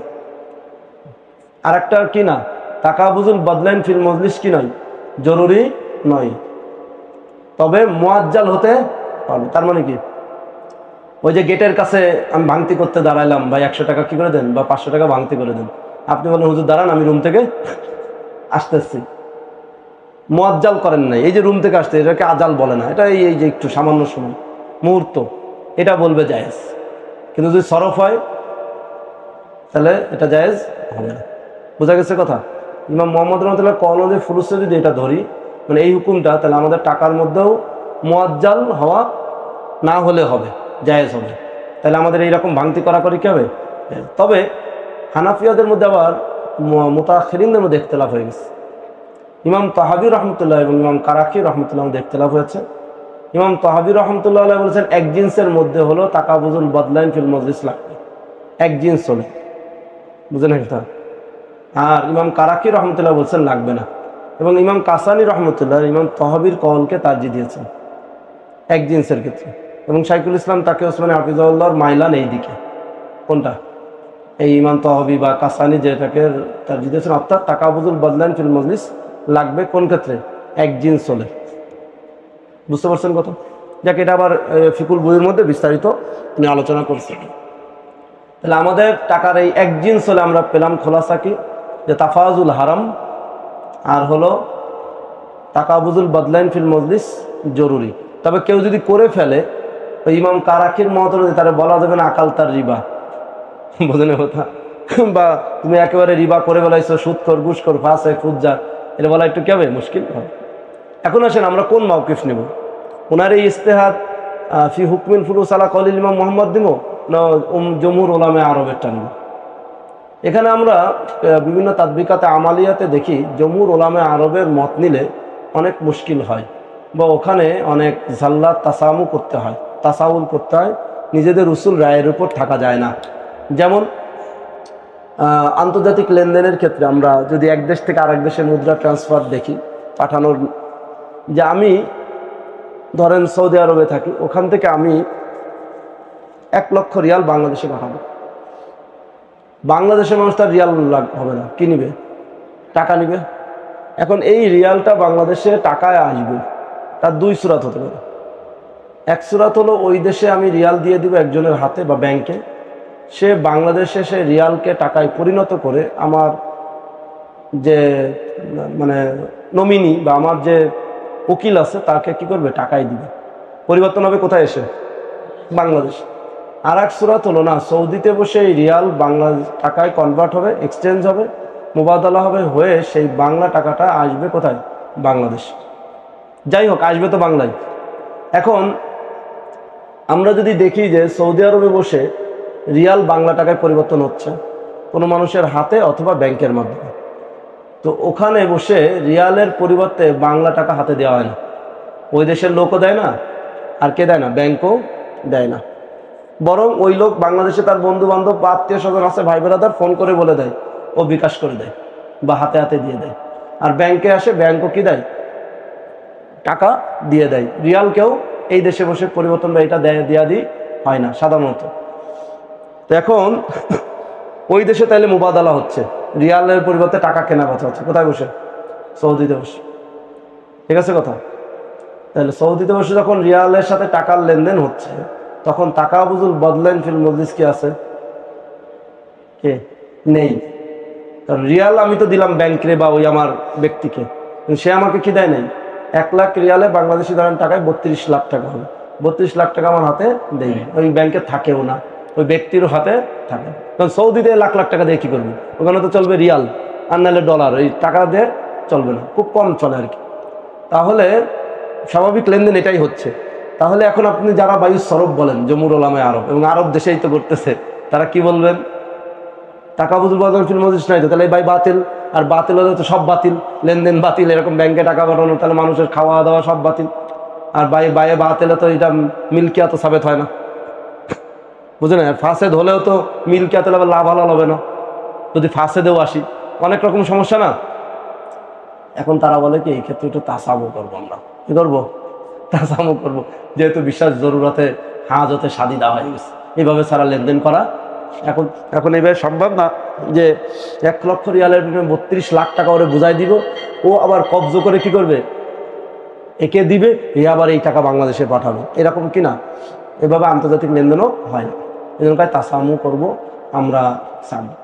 আবার কোনো ওলামায়ে আরব বলেছেন, যেমন আল মাইর ইত্যাদিতে ওরা এটা বলেছেন যে ওরা একটা কাগজ দেয় না যে আপনার এই 1 লক্ষ রিয়ালের বিনিময়ে কি পাচ্ছেন? 32 লক্ষ টাকা বাংলাদেশে পাবেন, এই নেন মানি রিসিপ্ট, একটা কাগজ দেয়। ওরা বলে এই মানির রিসিপ্টটা কবজ করা মানেই 32 লাখকে কবজ করা, কবজে হুকমি তাসাব্বুর করে আর কি, ধরে বলে যে এই যে কবজ হয়ে গেছে, অতএব জায়েজ। বুঝলেন? এখন শাইখুল ইসলাম তাকি উসমানী হাফিজুল্লাহ এটার উপর কঠিন ইশকাল পেশ করেছেন, এবং এটা বাস্তব যুক্তিসঙ্গত যে এটা কবজ হুকমি হচ্ছে না। কারণ কবজ হুকমি দিরহাম, দিনার, নুকুদের ক্ষেত্রে ফুকায়ে কেরাম লিখেছেন কবজ বিল বারাজেম জরুরি। কবজ বিল বারাজেম মানে বস্তুটাই কী করতে হবে? কবজ করতে হবে, হাতে বা পকেটে, মানে যারা কবজ বলে একদম হাকিকি হওয়া লাগবে। হুকমি যথেষ্ট নয়, বা এই সরফের জন্য কবজ হুকমি কি নয়? যথেষ্ট। তাহলে তো আমি চাবি দিয়ে বলবো আমার ট্রাঙ্কে আছে, নিয়ে নাও, বায়ু সরফ সহজ হয়ে যায়। এই বাইকে সাথ দেওয়া লাভ দেওয়া লাগে না। বুঝলেন কথা? কত সহজ হয়ে যায় না, কিন্তু এটা হবে? ওনারা বলছেন এটা হবে না, আমার হাতে দিতে হবে বা আমার পকেটে বা ব্যাগে দিতে হবে, মানে মজলিসের মধ্যে আমার কাছে আসতে হবে। তাহলে এটা জায়েজ হওয়ার কোনো সুযোগ নেই, কোনো মাযহাবেই বলে নেই, কোনো চিপা চুপা হাসিয়া কিলার কওলও নাই। বুঝলেন কথা? আর একটা শরঈ নুসুসের খেলাফ, ফিখের কারো মাযহাব নাই, এর বাইরে এরকম নিজের মত বলে দেওয়া, এটা একটা দুঃসাহসিকতা। তাই এটাও কোনো সালাফ থেকে খালাফ থেকে কারো থেকে এরকম নজির নাই। অতএব এটা বলাটা হচ্ছে, যদি আমরা ইমাম মুহাম্মদের কল নেই, ওই যে তাকাবুজুল বদলাইন ফিল মজলিস, এক জিন্সে হলে তো ইমাম তাহাবির মত আছে, ধরেন কাসানির, কিন্তু 2 জিন্স হলে তো কারোর মতেই নেই, সহজ।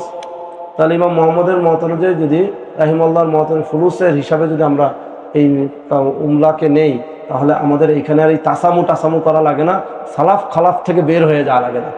বুঝাতে পারছি কিনা কথা? ইমাম মুহাম্মদের মতে তাকাবুজুল বদলাইনের জরুরি না, তাহলে আমাদের জিনিসটা কি হয়ে যাচ্ছে? সহজ হয়ে যাচ্ছে। কথাটা বুঝাতে পারছি কথা? আর খেলাফে জিন্স হলে বায়ুন নাসিয়াও জায়েজ। জিন্স খেলাফ হলে, কদর খেলাফ হলে বায়ুন নাসিয়া কি এটা বাকি হচ্ছে না, যে এখন তোমার রিয়াল দিলাম, তুমি রিয়ালের বিনিময়ে আমার কি দিবা? টাকা দিবা। কবে? বাংলাদেশে 1 মাস পরে বা 3 দিন পরে বা 3 ঘন্টা পরে। তাহলে মুআজ্জাল হচ্ছে যদিও, বায়ুন নাসিয়া তাও জায়েজ, যেহেতু কি জিন্স খেলাফ। তাফাজুলও জায়েজ, নাসিয়াও জায়েজ। তাহলে ইমাম মুহাম্মদ রাহমাতুল্লাহ কল নেওয়াটা তাদবিকাতে আমালি প্রয়োগ পদ্ধতির দিক থেকেও কি সহজ, আসহাল। এটা কি আসহাল। বুঝাতে পারছি বিষয়টা? তাহলে আমাদের এবার কাগজি মুদ্রার কি বিধান বেরোচ্ছে খুঁজে পাওয়া গেছে না? জানি কি এটা হলো তাকিফে শরী। এটা কি তাকিফে শরী। এটার ভিত্তিতে আরো অনেক মাসালা আছে, আল্লাহ তাআলা মনে করালে ইনশাআল্লাহ সিরিয়াল দেখ একটা বলবো। এখন এখানে একটা এই সম্পৃক্ত আর একটা বলে দিই, পরে যদি আবার ভুলে যায়। এই যে লেনদেনটা হচ্ছে বিদেশ থেকে আসার বা যাওয়ার ট্রানজেকশন, দুইটা পদ্ধতি বলছিলাম মনে আছে। এটা হলো দিরহাম, ওখানেই বিক্রি হয়ে টাকা রিসিপ্টটা দেয়, পরে টাকাটা আসে। আর একটা হলো রিয়াল বাংলাদেশে আসবে, বাংলাদেশ ব্যাংকে জমা হবে, তারপরে বাংলাদেশ ব্যাংক কী দিবে আমাকে, আবার বাংলাদেশ ব্যাংক বা বাংলাদেশের যে কমার্শিয়াল বাণিজ্যিক ব্যাংকগুলো আছে, প্রাইভেট ব্যাংক আছে, এরা কী করবে আমাকে পরিবর্তন করে টাকা দিবে। এইটা দুই পদ্ধতি।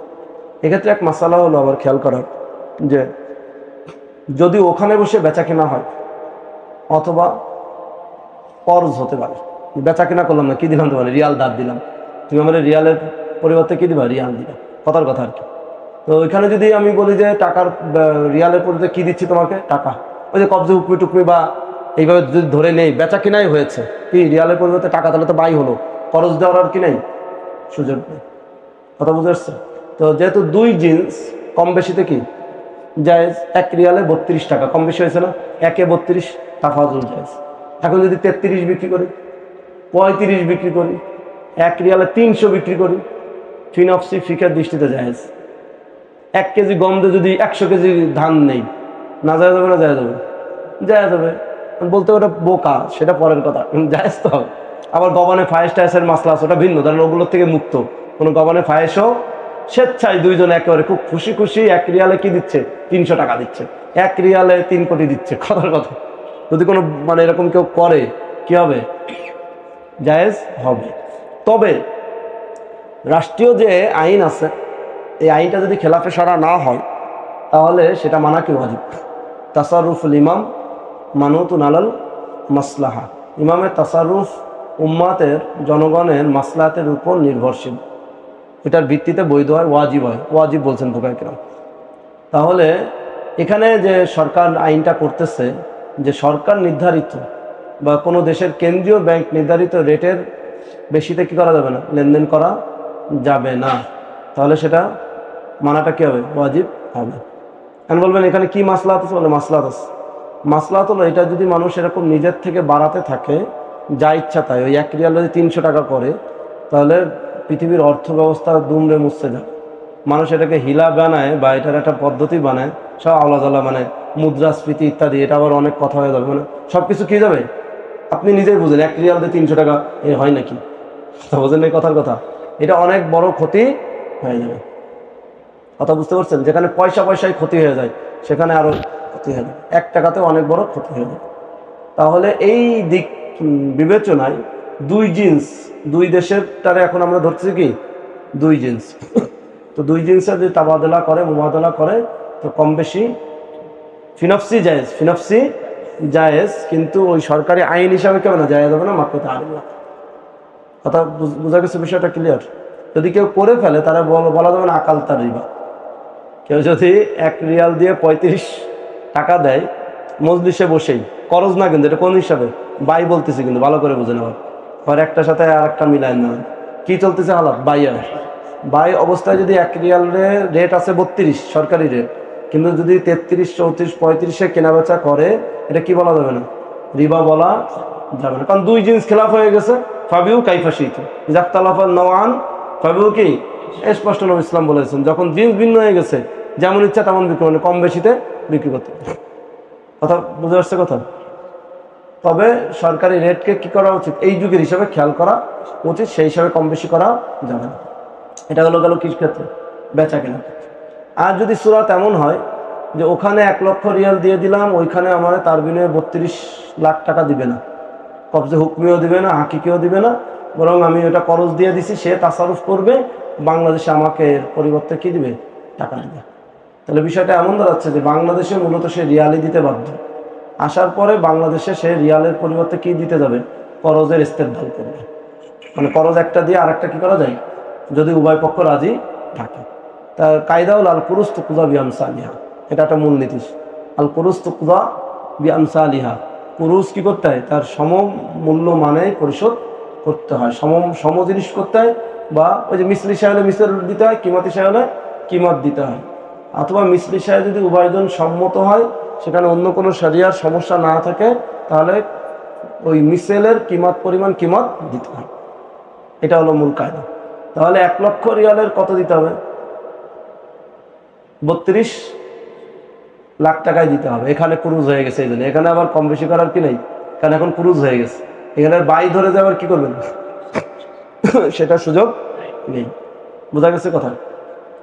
তাহলে এখন আমাদের সাধারণত সমাজে এমন হয়, তাহলে এই যদি হয় যে ক্রুজ সিস্টেমে হয়, আর ব্যাংক যদি 2% বেশি দেয়, মানে আমি 1 লাখ রিয়াল পাঠাইলাম, বাংলাদেশে এসে 32 লাখ হবে, সেখানে ব্যাংক আমাকে 32 লাখে ধরেন 33 লাখ দিল, বা 3000 টাকা কি দিল, 5-6 হাজার টাকা বেশি দিল, এটা জায়েজ হবে কিনা?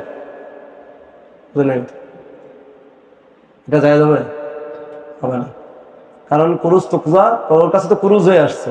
পরিবর্তন হলে যদি ওই সৌদির ব্যাংক দিতে পারে, সে পাঠাবে যে 1 লাখ রিয়ালে কত পাঠাও, 33 লাখ পাঠাও, বা 33 কোটি পাঠাও, তার জন্য এটা জায়েজ ছিল। বুঝাচ্ছে? কিন্তু বাংলাদেশ ব্যাংকের কাছে বাংলাদেশে যখন এসে গেছে, তখন হয়ে গেছে কি ক্রুজ, সেটা আমাকে দায় পরিশোধ করতে বাধ্য। অর্থাৎ সে যদি 2% 3% আমাকে বেশি দেয়, তো ক্রুজের থেকে জিয়াদা করছে। কুল্লু করদিন যারা মান পাতান হওয়া রিবান, যত বেশি হবে সেটা কি রিবা। তবে যদি সরকার ঘোষণা যে দিচ্ছে 2.5%, 2%, 3% কি দেয়, সরকারের প্রণোদনা প্যাকেজ, সরকার খুশিয়ে দিচ্ছে মানুষকে ব্যাংকিং চ্যানেলে মুদ্রা আনার জন্য, এটাকে সুদ বলা যাবে না, কারণ সরকার কোনো বায়ে মুস্তারি নয়, বা মুতাদাইয়িন দায়েন মুতাদাইয়িন নয়, মুস্তাকরিজ মুকরিজ নয়, কে? সরকার। অতএব সরকার যে দিচ্ছে এটা নিজের ফান্ড থেকে দিচ্ছে, এই জন্য এটা হাদিয়া, আর হাদিয়া তো যায় তাহাদাও তাহাব্বু, সরকারের সাথে মহব্বত বাড়ে রেমিটেন্স যোদ্ধাদের। কি বোঝেন এই কথা? যদি সরকারের মতন কি হয়, আর সরকারের মতন সরকার না হলে রেমিটেন্স ওই মহব্বত করেন, লাগবে না 2.5% টাকায় দিব না। কদিন আগে বন্ধ হয়েছে না, 35 জুলাই 36 জুলাই পর্যন্ত রেমিটেন্স বন্ধ ছিল। 37 জুলাই থেকে আবার কি হয়েছে, রেমিটেন্স আসা চালু হয়েছে, অনেক বেশি আসছে, 1 সপ্তাহে 300 মিলিয়ন আসছে ডলার। যাই হোক, তো এই হলে তখন তার কি হবে, এই বিষয়টা জায়েজ হবে। তবে এখানে আর একটু স্বপ্নের অর্ধেক বাকি আছে, মানে একটু কথা আছে, আর একটা দিক আছে, সেটা হলো যে সরকার যে দেয় মনে হয় তো খুব ভালোই দিচ্ছে, আরাম মহব্বত রেমিটেন্স যোদ্ধাদের। সরকার দেখতে আমাদের 2.5% বেশি দেয়। এখন একজন যদি প্রতি মাসে 1 লাখ পাঠায়, 2.5% কত আসে, 2,500, 12 মাসে পাঠাচ্ছে কত, 12 লাখ, তাহলে কত আসে, 12 আর 2.5 হলো 10 হলো 25, 30,000। 30,000 টাকা সরকার আমাকে কি দিচ্ছে, দেখতে বেশি দিচ্ছে। কিন্তু আমি যখন বিমানে আসি, আমার থেকে সে 30,000 টাকার বিমান ভাড়া নেয় 1 লাখ টাকা, তা নিয়ে নিছে কত, 70,000 নিয়ে ওদিকে 30,000 দেয়। এই হলো পুঁজিবাদী সিস্টেম, বুঝলেন কথা? তো রেমিটেন্স আলা যোদ্ধারা তো দেয় কি খুশি, আমরা তো অনেক কি হচ্ছে সরকার থেকে বেনিফিট পাচ্ছি, ওদিকে এদেরকে কি করতেছে, বিমান ভাড়া বাড়ায় দিচ্ছে। বন্ধুটা আসার সময় ওই দেশে না বাড়াতে, যাওয়ার সময় বাড়ায় দেয়। বাংলাদেশ বিমানের রেট কি দেয়, বাড়ায় দেয়, যাইতে গেলে বেশি লাগবে। তাহলে এটা একটা জুলুম করছে না, অন্যভাবে নিয়ে নিচ্ছে। যাক, এটা একটা সরকারের পলিসি, এটা আর এক দিক। এই গেল হলো মুদ্রার আর একটা ট্রানজ্যাকশন আমরা পাই, এটাকে বলে রেমিটেন্স ট্রান্সফার। এটাকে বলে কি, রেমিটেন্স ট্রান্সফার, বৈদেশিক মুদ্রা অর্জন করে আর এক দেশে পাঠানো। এটার একটা মাসলা আমরা এখান থেকে বের করে ফেললাম। তাহলে কি সহজ হয়ে গেল না, না কঠিন? এগুলো বলে তাকিফে ফিখি রূপায়ণ, শরিয়া কমপ্লায়েন্ট। এইভাবে একটা আধুনিক মাসলার হুকুম কি করতে হয়, বের করতে হয়। এরকম আপনি আরও বের করতে পারবেন বিভিন্ন মাসলা আসলে। এবার আসেন আপনার আরও কিছু বিষয় আমরা একটা বিষয় একটু তাত্ত্বিক বিষয় আলোচনা করি, যেটা নিয়ে খুব বেশি অনলাইন অফলাইনে বা আজকের নবীন ছেলেদের মধ্যে বা সাধারণ বিশেষ জেনারেলদের মধ্যে খুব আলোচনার বিষয়। সেটা হলো যে আসলেই কি দিনার দিরহামে ফিরে যেতে হবে, না কাগজি মুদ্রায় থাকতে হবে, বা কি ইত্যাদি। বুঝেন এই কথা? এই জন্য আরেকটা পিছনের কথা একটু বলে নেই। ইসলামী অর্থনীতির দৃষ্টিতে অর্থনীতির ভিত্তি রাখা হয়েছে বস্তুর উপরে, আফওয়ার উপরে না, ভাষার উপরে না, কিসের উপরে, বস্তুর উপরে, অথবা বস্তুর সাথে মোতাল্লিক, আইন বা আইনের সাথে মোতাল্লিক। যদি বলছেন না মানফাতে মোতাল্লিকা বিল আইন, হক্কু মুরুরির তরিক, যে তরিক বিক্রি করি নাই, হক্কুল মুরুর বিক্রি করছে, কিন্তু মুরুরটা কারোর উপর হবে, তরিকের উপর থেকেই তো হবে। বুঝেন এই কথা? ওই মানফাত কেনাবেচা কি বলছেন ফুকায়ে কেরাম, জায়েজ বলেছে। তাহলে হয় আপনার ডাইরেক্ট বস্তু হবে, মাদ্দি সাই হবে, অথবা মাদ্দি না হলেও মাদ্দির সাথে কী হবে, মুতাআল্লিক হবে। যদি মাদ্দি না হয়, মাদ্দির সাথে মুতাআল্লিকও না, এবং সেটা মুআব্বাদাও না, মুআক্কাদা, তাহলে সেই মানফাত বাইনা, সেটা হলো ইজারা। কথা বুঝতে পারছেন কথা? যাই হোক, তো একেবারে ইসলামী শরিয়া ফেলে দেয়নি, বাকি বলছে টেকসই ইসলামী অর্থনীতি বা একটা অর্থনীতির টেকসই বা মজবুতি নির্ভর করে হলো কিসের উপরে, বস্তুর উপরে। ইজারাও যদি হয় মানফাত, তাও তো আইন লাগে। যেমন এই বাড়িটা, এই রুমটা আমি ভাড়া নিলাম, তো ভাড়া নিয়ে এই মানফাতটা কি, এই দেওয়াল, এই ফ্লোর আমি ব্যবহার করব না, বাথরুম টাথরুম যা আছে কথা ব্যবহার করবো, তো তাহলে আমি তো একটা মানফাত নিচ্ছি, আইন ছাড়া না, আইন সহ। এখন যদি বলা হয় এই মাদ্রাসাটা 4 তলা, আপনার 10 তলার মানফাত দেওয়া হলো, আপনি 10 তলায় থাকেন, কে বুঝে নেই আছে 10 তলা, তাহলে আমি 4 তলার উপরে তো 5 তলা 6 তলা তাসাব্বুর করে 10 তলায় আমি বেশ থাকি, হেলিকপ্টার নিয়ে দাঁড়ায় থাকতে হবে, তাহলে আর কেমনি থাকবো, কথার কথা। বা প্যারাশুট নিয়ে, এখানে প্যারাশুট তো আবার দাঁড়ায় থাকে না, পড়ে যাবো, হেলিকপ্টার নিয়ে দাঁড়ায় থাকে। তার যে কোনো হেলিকপ্টার হলো সেনাবাহিনীর হলো কমান্ডো হেলিকপ্টার হতে, যা কি করতে পারে, দাঁড়ায় থাকতে, স্টিল থাকতে পারে, বুঝেন এই কথা, স্ট্যান্ড বাই থাকতে পারে। তাহলে আমার এটা কি মানফাত নেওয়া বলে? এইভাবে হবে না। এটা এখন যদি এইভাবে বিক্রি করা হয়, যে ওই 10 তলা বিক্রি করলাম, ওই জায়গার 20 তলা বিক্রি করলাম, জান কি বুঝেন এই কথা, এটা শরিয়াতে জায়েজ হবে না, এবং এই অর্থনীতিটা জায়েজ হবে না, ভিত্তিশীল নয়। এই জন্য একটু কি থাকতে হবে, ভিত্তি থাকতে হবে অস্তিত্ব, নাহলে সেটা অর্থনীতিটা ভিত্তিহীন হয়। এখন আসেন, আমাদের কাগজি নোট তো আমরা দেখতেছি ভিত্তিহীন, পেছনে কি নাই, স্বর্ণ নাই, রূপা নাই, তো এই জন্য একটু নড়বড়ে। ইসলামী শরিয়ার দৃষ্টিতে এই অর্থনীতিটাকে নড়বড়ে অর্থনীতি, টেকসই নয়, এটা স্থায়ী হবে না, এটা যে কোনো সময় কারাপশন ঘটবে, বিপদ ঘটবে, এটা বিপদমুখী, কি মুখী, এই জন্য ওই মূল্যস্ফীতি, মুদ্রা সংকোচন, উঠা নামা করতে থাকে, সরকারেরও নিয়ন্ত্রণের হাতে থাকে না, খালি উল্টাপাল্টা হচ্ছে, একবার এক এক রকম হচ্ছে না, টাকা জিনিসের দাম বাড়া কমা এগুলো হচ্ছে। তাহলে এটা স্থায়ী নয়, এটা কি নয়, স্থায়ী হতে গেলে কি যেতে হবে, মাদ্দি সাইতে যেতে হবে, হয় স্বর্ণরূপায়, নাহলে ফুলুসের মতো। তাহলে কি হবে, এরকম অস্থিতিশীল অর্থ ব্যবস্থা সৃষ্টি হবে না, এরকম মুদ্রাস্ফীতি ইত্যাদিও দেখা দিবে না, এরকম দুইউন অয়ুনের ক্ষেত্রেও এরকম ঝামেলা দেখা দিবে না। এটা হলো মৌলিক একটা কথা।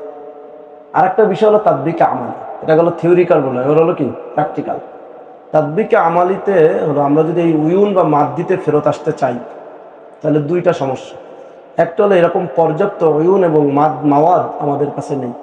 এখন যদি বাংলাদেশ সরকার আজকে কায়েম হয়, ধরেন উদাহরণস্বরূপ, বুঝেন এই কথা, হ্যাঁ আমাদের হুজুররা ইসলামী সরকার হয়, এই টেকসই অর্থনীতি কায়েম করে, তাহলে কি করবো, দিনার দিরাম বানাইব।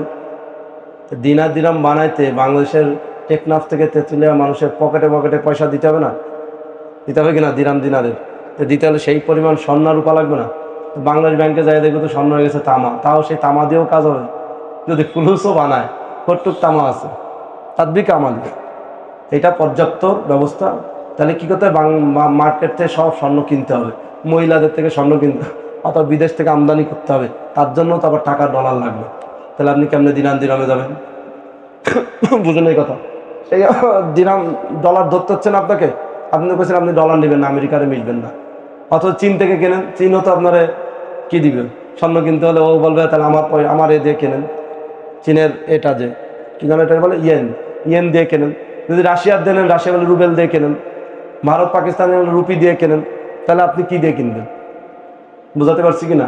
না, আপনার 10 লক্ষ টন কি লাগবে, উদাহরণস্বরূপ স্বর্ণ লাগবে, বাংলাদেশে এটা নাই, সরকারের নাই, বা দেশেরও মানুষের এই পরিমাণ নাই। তাহলে দেশ থেকে কিনতে হলেও সেই জনগণের তো কিছু দিতে হবে, আবার বাইরে থেকে কিনলেও দিতে হবে, এই এক তাদবিকে আমালি সমস্যা। 2 নম্বর, আচ্ছা বানায় ফেললাম, যেমন কষ্ট করে কিনে মিনে তাসাব্বুর করি, হ্যাঁ কি করলাম, বানায় ফেললাম 10 লক্ষ কয়েন, 10 লক্ষ কয়েন কি করলাম, বানায়। তো এইবার সবাই আমরা এটা নিয়ে লেনদেন করলাম দেশের, কিন্তু বাইরের থেকে মাল কিনতে হবে না, কিনতে হবে না, সব তো আল্লাহ কোনো দেশে এক সম্পদ রাখেনি, অন্য দেশে রাখছে, সব এক দেশে হবে না। নবী ইসলামী তো ইম্পোর্ট এক্সপোর্ট ব্যবসা করতেন, কি সামনে যাইতেন না ব্যবসা করতে, তাহলে ইম্পোর্ট এক্সপোর্ট তো লাগবেই। সাহাবায়ে কেরাম শামিয়া জামা গায়ে দিছে না, কি বোঝেন? আজকাল অনেক কয় যে দেশীয় পণ্য কিনে হন ধন্য, বিদেশি কিনাই যাবে না। কেন? ইসলাম তো শামের জুব্বা গায়ে দিতেন, শামের আবা কাবা গায়ে দিতেন। বুঝেন এই কথা? শাম ছিল হলো কাপড়ে। আমরাও কিতাবে এই যে হিরাত মারাবি পাই না, হিরাবি মারাবি মানে হিরাতের জামা মারোয়ার, এটা ওই সময় ছিল। আমরা যদি জাপানি টরে গায়ে দিই, যে গরম, জাপানি টরে গায়ে দেওয়া দরকার, তাহলে হয়তো একটু শান্তি লাগবো। বাদ দিই, হ্যাঁ, গায়ে দিলে একটু কি লাগবো?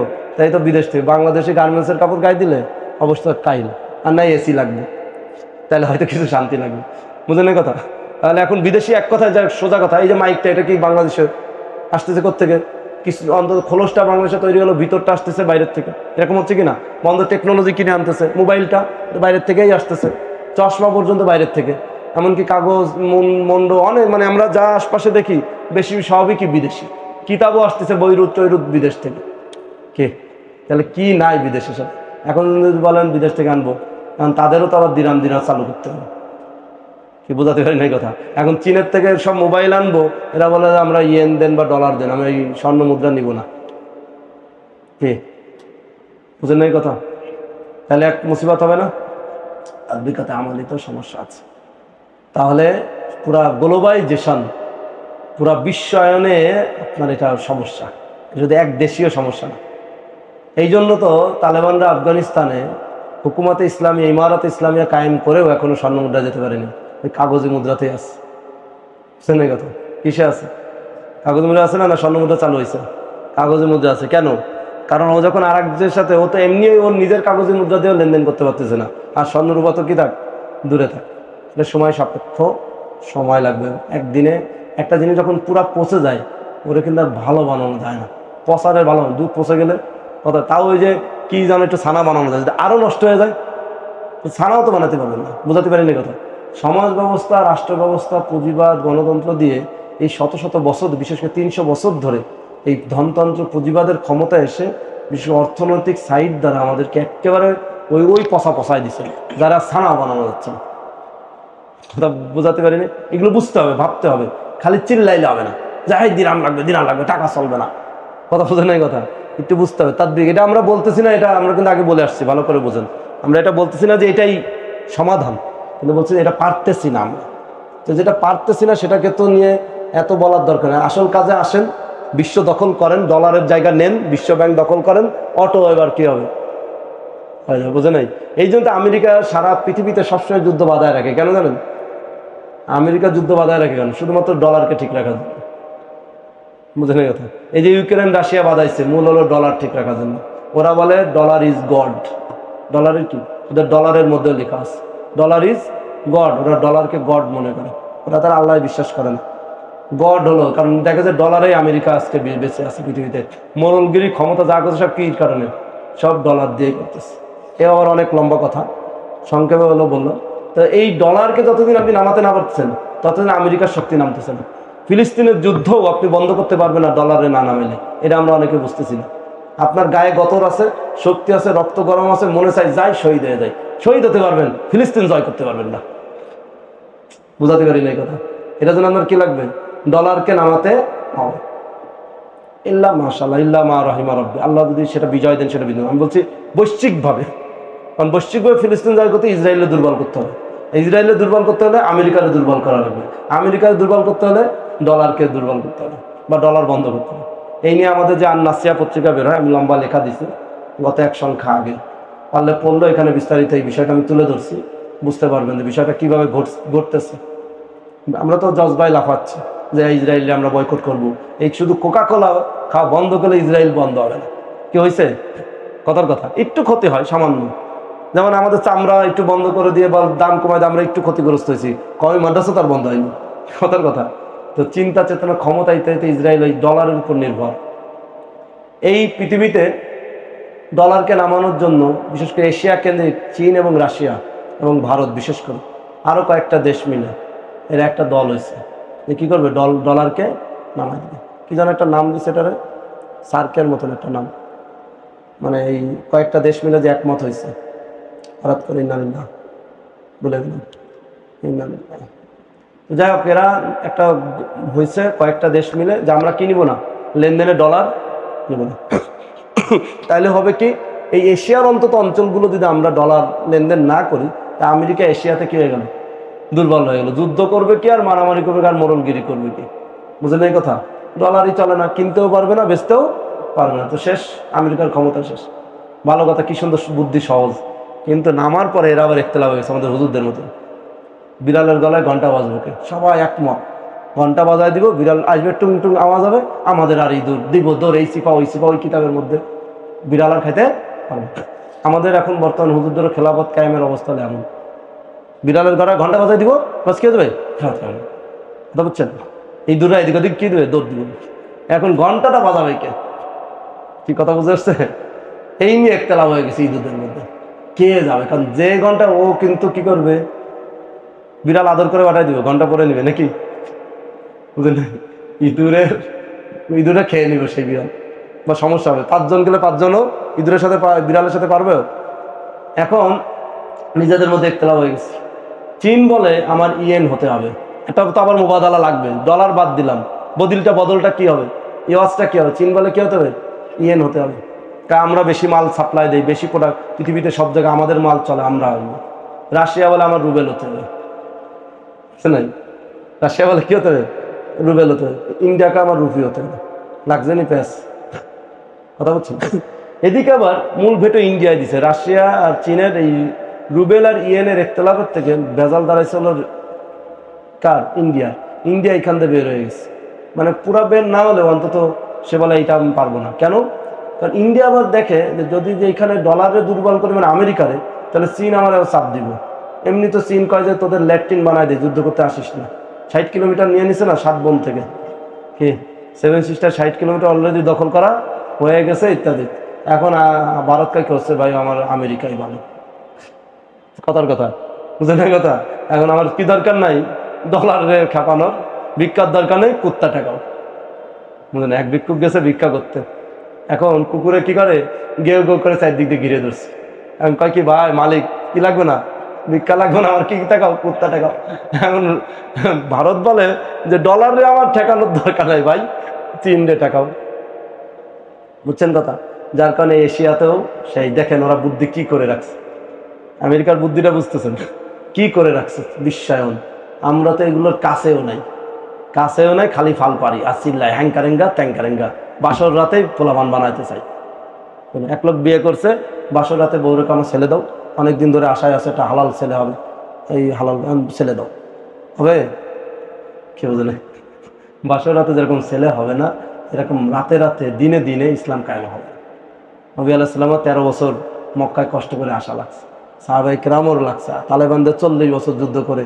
এটা তো দেখতেছে মনে হচ্ছে যেন সব বাসর রাত্রে তালেবান কায়েম করে ফেলাইছে ইসলাম ইমারত, নাকি? 40 বছর যুদ্ধটা দেখি না, তাদের সিয়াসাত দেখি না, তাদের জিহাদ দেখি না, তাদের মেহনত দেখি না, তাদের কৌশল দেখি না। কি বুঝেন? নয়, আমরা তো তার এক কোনাও যাইনি, কোনা কাঞ্চি, লাখ কোটি ভাগের এক কোনা কাঞ্চি, কোনো পদক্ষেপ, পদ্ধতি, কৌশল ইত্যাদি আমাদের নেই। বুঝেন কথা? তাহলে আমরা কি করব? এই জন্য অর্থনৈতিকভাবে ভঙ্গটা বেশি। তালেবান আগের বার পারে নাই কেন? অর্থনৈতিক কৌশলে দুর্বল ছিল। এবার তালেবান এসে অর্থনৈতিক কৌশলেও উদারপন্থী হচ্ছে, খেলা রাখছে, বিভিন্ন চীনের সাথে ব্যবসা রাখছে, ভারতের সাথে বুঝুন ব্যবসা রাখছে। ওদিকে যদিও নাকি কি বলে আপনার কাশ্মীর ক্ষতিগ্রস্ত, উইগুর ক্ষতিগ্রস্ত, পাশাপাশি দুইটা। আখরিজনা মিন হাযিল ক্বরিয়াতিজ যালিমি আহলুহা বলতেছে তারা। কাশ্মীর আর উইগুরের অবস্থা তো আমাদের অনলাইন অফলাইনেও আসতেছে না, ফিলিস্তিনের মতন দুর্বিষহ অবস্থা তাদের। খালি উপর থেকে বোম্বিং হচ্ছে না, এর থেকে আরো বেশি মারাত্মক ভয়ঙ্কর অবস্থায় উইগুর কাশ্মীর আছে।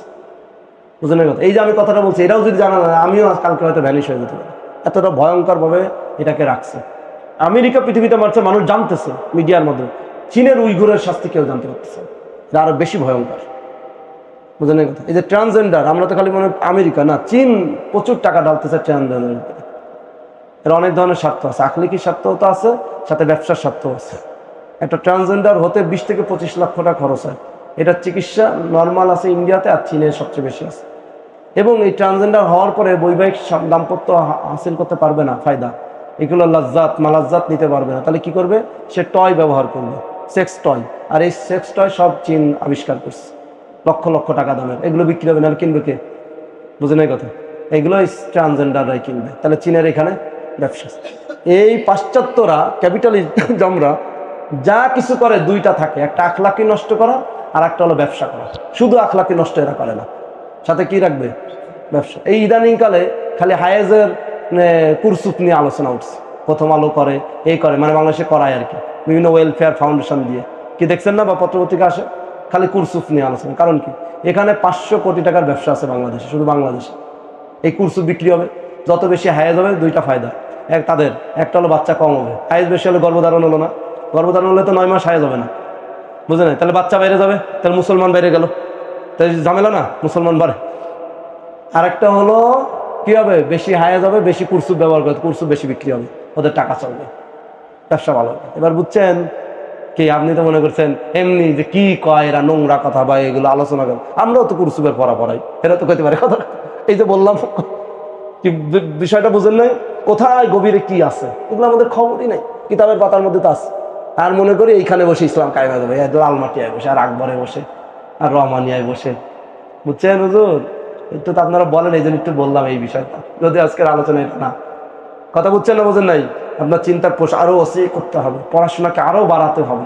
গ্লোবালাইজেশন, এই যে অর্থনীতির উপর মূল। আরে ভাই, বদর যুদ্ধটা হয়েছে কিসের উপরে? অর্থনীতি ধসের উপর। এই জিনিসটা তো আমরা স্টাডি করি না। বদর তো সাম্রাজ্যবাদকে দূর করার জন্য, অর্থনৈতিক সাম্রাজ্যবাদকে রোধ করার জন্য। আজকে আমাদের পৃথিবীতে আমরা ধরা শুধুমাত্র দেখেন সব জায়গায়, আমরা আজকে হুজুর বাংলাদেশে অর্থের কাছে দুর্বল। কি অর্থের কাছে দুর্বল না? এখন যদি আপনি যান গা লালমাটির দিয়ে, হাই হাই কি খাবো, ওই একটু আগে হুজুর বলতেছিলেন যে এই জায়গাটা আমরা কি কিন্তু আটকা গেল, এই ভাই ইমামতি নেই, হাই হাই কি করবো, বাদামও বিক্রি করতে পারবো না, এমন আল্লামা হুজুর হয়ে গেছি, বুজুর গানের দিন কি ইমাম, মানে সবার সামনে না, এখন বাদাম বিক্রি করে কেমনে, এখন ভ্যান নিয়ে থাকে কেমনে, বুঝেন এই কথা? কি এখন অনলাইনে কিছু মধু বিক্রি করে, একটু হুজুরের মনের কথা কইলাম, কি করবে হুজুর, অনলাইনে কিছু কি করে, মধু বিক্রি করে। দেখলেন মধু কাদকের থেকে বিক্রেতা বেশি, মধু আর বিক্রি হয় না। ওই আবার হানি ধাত আছে, এই যে ভালো জানে। আবার খেজুর এখন বিক্রি হয় না, খেজুর আলু আনার বিক্রি করে, নাম দেয় বাজিঘর। যাই হোক, কি করবে হুজুর মানুষ বেচারা। আবার বড় করে কোম্পানি দিব বসুন্ধরা, এইটাও পারবে না, ওই 2 নম্বরই 6 নম্বরই মিথ্যা সুদী লোন নিবে, এই করবে, এটাও পারে না। কি করবে? হ্যাঁ, হুজুর তো স্বপ্ন তো অনেক বড়, ইসলাম কায়েম করবে, বুঝলেন এই কথা? এইভাবে তো হবে না। আস্তে আস্তে 20 বছর 50 বছর দরকার, 100 বছরের ফর্মুলার সামনে নিয়ে, টার্গেট নিয়ে আমাদেরকে এগোতে হবে। আমাদের ইত্তেফাকি নেই, এগুলোর ফিকিরই নাই, তার টার্গেট কি আসবে, ফর্মুলা কি আসবে, চিন্তা কি হবে। যাই হোক, আল্লাহ তাআলা কোনো সহজ কিছু করেন আমাদেরকে, আমরা এখন ওইভাবেই আছি। যদি আল্লাহ আনজিল মাইদাতাম মিনাস সামা ডাইরেক্ট এনে খেলাফত দিয়ে দেয় কিছু, বুঝলেন, গণভবন যেভাবে জয় হইল, এই স্টাইলে যদি একটু আল্লাহ আমাদের দেয়, কি বুঝলেন, তাইলে হয়তো হতে একটু আশা, আমার অন্তত একটু আশা বাড়ছে এইটা দেখে, এই 36শে জুলাই দেখে, বুঝলেন এই কথা? যদি এই তরিকা আল্লাহ আমাদের একটু দিতে পারে, তাইলে হয়তো হতে পারে, নাহলে আর তো অবস্থা দেখতেছি না আমাদের বাংলাদেশ। যাই হোক, আর এছাড়া আমরা শান্তি পাবো না, মানুষও পাবে না, আমরাও পাবে না, পৃথিবী পাবে না। আল্লাহর দেয়া জমিনকে, আল্লাহর দেয়া মালকে এই পুঁজিবাদীরা, ক্যাপিটালিজমরা জুলুম করে নিয়ে যাচ্ছে। আপনি আশ্চর্য হবেন, এই যে বিল গেটস, বিশ্বের যারা এরকম বড় ধনী, এরা কি ধান্দায় থাকে জানেন? পৃথিবীর 2/3 মরে যাক, এরা এই স্বপ্ন দেখে। এরা চায় আরো করোনা আসুক। কেন? এই মানুষের কারণে আমাদের ইনকাম কম হচ্ছে, ভেজাল হচ্ছে, এরা সব ভোগ করতেছে, আর তাহলে আমরাও আরো টাকা বেশি পাই। পৃথিবীর যা টাকা আছে তার 75 ভাগ টাকা মাত্র পৃথিবীর 10 জন ধনীর হাতে, বুঝেন কথা? কে 75 ভাগ টাকা কয়জন হাতে? এই বিল গেটস এদের হাতে, 10 জনের হাতে মাত্র, বুঝেন এই কথা? তাহলে এবার চিন্তা করেন, তাহলে এরা কি চাইবো? মর, তোরা মর, বুঝেন এই কথা? ধরেন ওদের সব আল্লাহ মাফ করুক, আমি চাচ্ছি লালমাটিয়ার টাকা, যত জাকাত ফেতরা মান্নত দায়িত্বের টাকা জমা হয়েছে এখানে 5 কোটি, আমি দখল করতে চাই, ছাত্র কিছু ব্যাট করে দিই, তাহলে বোর্ডিংয়ের চার্জ লাগবে না, হুজুর কিছু ব্যাট করে দিই, বাকি টাকা আমি নিয়ে নিব। একটা সহজে বোঝানোর চেষ্টা করলাম। এরা এইভাবে চাই 2/3 মরে যাক। তাহলে এবার চিন্তা করেন, এদের কত আখলাকি ধস, বিভিন্ন ধস করতেছে।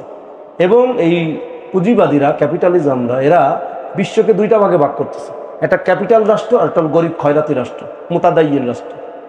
ওরা ঋণ দিবে আর এরা ঋণ নিবে। এই জন্য বিশ্বের আমাদেরকে বিভিন্ন উন্নয়নের নাম দিয়ে দেখায় যে তুই বড় লোক হবি, আসলে মেট্রো রেল দিয়ে তুই বড় লোক হবি না, তুই আলো কি হবি, আরো খয়রাতি হবি, বুঝলেন কথা?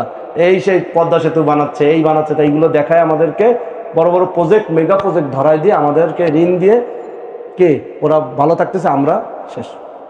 আর আমি তো খালি হাত, একটা মানুষ ঢাকা আসছে খালি হাতে গ্রাম থেকে, কিছু করার। আমি বললাম নেন আপনার 1 লাখ টাকা ঋণ দিলাম, আস্তে আস্তে দিয়েন, আবার সুদ সহ, সুদে আসলে নাই কিছু, কীভাবে 1 লাখ টাকা দিয়ে কী করবে। আবার বুদ্ধি দিলাম কি মেগা প্রজেক্ট বানান, উন্নয়ন হন। কীভাবে মেগা প্রজেক্ট উন্নয়ন? আগে একটা ভালো স্যুট কিনবেন, সুন্দর হতে হবে না? একটা স্যুট বানাতে নিম্নে 5-6 হাজার টাকা লাগবে, ভালো স্যুট বানাইতে। এবার একটা জুতা কিনবেন ভালো, 3-3.5 হাজার টাকা, একদম অ্যাপেক্সের একদম খাস কি চামড়ার হতে হবে একদম, বুঝে নেই কত গেল। মানে এইভাবে একটা মোবাইল লাগবে ভালো, 30-35 হাজার, 40-50 হাজার টাকা, গেট আপ সাজাতে 1 লাখ শেষ। এইবার আসছে গ্রাম থেকে, সিধি জঙ্গল সে একই নেই ঠেরা, নাই যোগ্যতা, নাই কোনো ইস্তেদাদ, মালাকা, যাবে এবার বসুন্ধরাতে, আমি আসছি, নেন চাকরি দেন, কি দিবাইরে চাকরি, বুঝে নেই কথা। ওরা তো এও বানাবে না দারোয়ান, এই পোশাকে তো দারোয়ানও মানায় না, বুঝলেন? ঠিক আমরা বাংলাদেশ এইভাবে দাঁড়ায় আছে এই পোশাকে, মেট্রো রেল, এক্সপ্রেস কি এলিভেটেড এক্সপ্রেসওয়ে, পদ্মা সেতু, অমুক তমুক, অমুক বিমানবন্দর, কর্ণফুলী টানেল, এইরকম জামা কাপড় পরে বসে আছে। হুজুরের আবার এলাকার গায়ে লাগতে পারে, সাথে আমরাও উপকার পাইছি, বাকি এইটা ভালো অবস্থায় না, বুঝলেন এই কথা। তো এই যে জিনিসগুলো অবস্থা, এই পুঁজিবাদী রাষ্ট্রগুলো আমাদেরকে এভাবে বানায় রাখছে। এতে আবার সব বিশ্ব মোড়লরা এক, চীনও এই ব্যাপারে এক, শুধু যে আমেরিকা তা না, বুঝে নাই? চীনও কি এক, কারণ আমি ঋণ নিব, ঋণ আস্তে আস্তে দিব, তো আমি তো নিচে হয়ে থাকবো, বুঝতে পারছেন? তা আমাদের এখান থেকে বেরিয়ে আসতে হবে। যাই হোক, তা আমরা মুদ্রা নিয়ে যে কথাগুলো চিল্লাচিল্লি, মারামারি, ইখতলাফ করছি সোশ্যাল মিডিয়াতে, এগুলো ভিত্তিটা বুঝতে পারছেন তো? এটা থিওরিক্যাল বিষয়, এটা নিয়ে এত গ্যাঞ্জাম করার বিষয় না, কিন্তু প্র্যাকটিক্যাল না, আমাকে চিন্তা করতে হবে, প্র্যাকটিক্যাল আমাকে অস্তিত্বে আসতে হবে। তা স্বর্ণ মুদ্রায় আপনার আসতে গেলে এই যে প্র্যাকটিক্যাল অল্প কিছু বললাম, আরও অনেক কথা আছে এগুলো, সেই বিষয়ে যদি আপনি আসতে না পারেন, এই থিওরিতেই মারামারি ফেসবুকে করতে হবে, এছাড়া আর ফেসবুক যোদ্ধা ছাড়া আর কিছু নাই। বোঝাতে পারছি কথা? আমি নাম বললাম না, কিছু নতুন নতুন লোক আসছে, ভাইরাল হয়েছে খুব, কিন্তু এবং আমাদের তালেবে ইলমেরা অর্থনীতি তার থেকে নেওয়ার চেষ্টা করতেছে। বড় দুঃখ লাগে যে মা, ওইটাই হলো কি, ওই যে অকালিলুমিন ইবাদিয়ার শাকুর, আল্লাহ তো কয় যে আমার কম মান না, আমার মানে অধিকাংশ হলো পুঁজিপতিদের পিছনে যায়, মূর্তির পুজো করে, অথচ আল্লাহ খাওয়াইলে আল্লাহ পারলো, কিন্তু সেই আল্লাহরে না করে কি অধিকাংশ নাস্তিক মুরতাদ ওই দিকে যাচ্ছে না, আল্লাহ নাফরমানিতে না আমরা। ঠিক তাই এই জন্য হকের পথে মানুষ কম থাকে, কম নেয়, এই বাতিলরাই বেশি, ওটা একটু বেশি চৌকানো চাকচক্য হয়ে আসে। তো এখন বর্তমানে দারুল ইফতার কাছে মানুষ বেশি আসে না, ফেসবুক ইউটিউবে যায়, কিছু হলে সার্চ দেয় গুগল, ফেসবুক, আবার কি ইউটিউব, দারুল ইফতার খবরই না, চেনেই না দারুল ইফতারকে, এটা আবার কি জিনিস। এই যে এইভাবে চলে যাচ্ছে। যাই হোক, আমাদেরকে এই জন্য প্র্যাকটিক্যাল বিষয়গুলো নিয়ে, বাস্তবতা নিয়ে চিন্তা করতে হবে। শুধুমাত্র থিওরিক্যাল ইখতিলাফ মারামারি করলেই, আমি কিন্তু ওটা ফেলে দেই নাই, কিন্তু আমরা থিওরিক্যালটাকে প্র্যাকটিক্যালে তো আনতে হবে নাকি। এখন আমি নামাজ নিয়ে সারাদিন শিখাইলাম, নামাজের সুন্নাত 51, এইভাবে দাঁড়াইতে হবে, রুকু করতে হয়, নামাজই পড়ি না, নামাজই পড়ার ব্যবস্থা করতে পারছি না, সুন্নাত শিখাই বেড়াইছি, বুঝাতে পারি না কথা। আগে নামাজ কায়েম করি, তারপরে না আমার কি সুন্নাত শিখাইলাম, কথার কথা, নামাজই তো কায়েম হচ্ছে, সে নামাজই পড়ে না, যারাই আমি বলতেছি। ওই যে সিলেটে নাকি একবার দল নিন্দে মারামারি, এক যুবক দৌড়ায়, তবে আমি নামাজই পড়ি না, আমি ওই দলেও নাই এই দলেও নাই, নামাজই পড়ি না, তাহলে দল লিনকে আর জল লিনকে, কি বোঝে নাই? যাই হোক, এই গেল হলো একটা আলোচনা কিসের, মুদ্রার। আরো কিছু বিষয় মুদ্রার রয়েছে আলোচনা। আল্লাহ, ও এবার আসেন, এই গেল হলো কাগজি নোট মুদ্রার। এই যুগে আরো কিছু মুদ্রা বেরোচ্ছে, আর এক ভাষায় আমরা বলতে পারি ডিজিটাল মুদ্রা, ডিজিটাল কারেন্সি। বলবো না দেরি হয়ে যাবে হুজুর? আচ্ছা, একটু শেষ করে এদের ডিজিটাল মুদ্রা বা ডিজিটাল কারেন্সি। ডিজিটাল কারেন্সির দুইটা দিক, একটা হলো ইলেকট্রনিক কারেন্সি, আরেকটি হলো আপনার ক্রিপ্টো কারেন্সি। ইলেকট্রনিক পুরাই ডিজিটাল, ভার্চুয়াল। ইলেকট্রনিক্স বা আপনার হলো এই কি বলে, ই মানিও বলে এটাকে। এই ইলেকট্রনিক মানি হলো যান্ত্রিক মুদ্রা, বাংলায় বললে আমরা যন্ত্র কেন্দ্রিক, মানে যেটা যন্ত্রস্থ হয়, যে মুদ্রাটার অস্তিত্ব কিসের মধ্যে, যন্ত্রস্থ ভাবে, যন্ত্রের মধ্যে, সেটা হলো কি ইলেকট্রনিক। ইলেকট্রিক না, কিন্তু ইলেকট্রিক এবং ইলেকট্রনিকের মধ্যে পার্থক্য আছে। ইলেকট্রিক হলো বিদ্যুৎ প্রবাহ যার মাধ্যমে হয়, তারা বলে কি ইলেকট্রিক। যেমন তার হলো electric, board switch electric, meter electronics নয়, মানে এর মাধ্যমে বিদ্যুতের প্রবাহ ঘটে। আর বিদ্যুৎ দ্বারা যা চলে তার বলে ইলেকট্রনিক্স। যেমন ফ্যান ইলেকট্রনিক্স, এই মাইক ইলেকট্রনিক্স, এই মোবাইল কে ইলেকট্রনিক্স, কারণ এটা কার মাধ্যমে চলে? বিদ্যুতের মাধ্যমে চলে।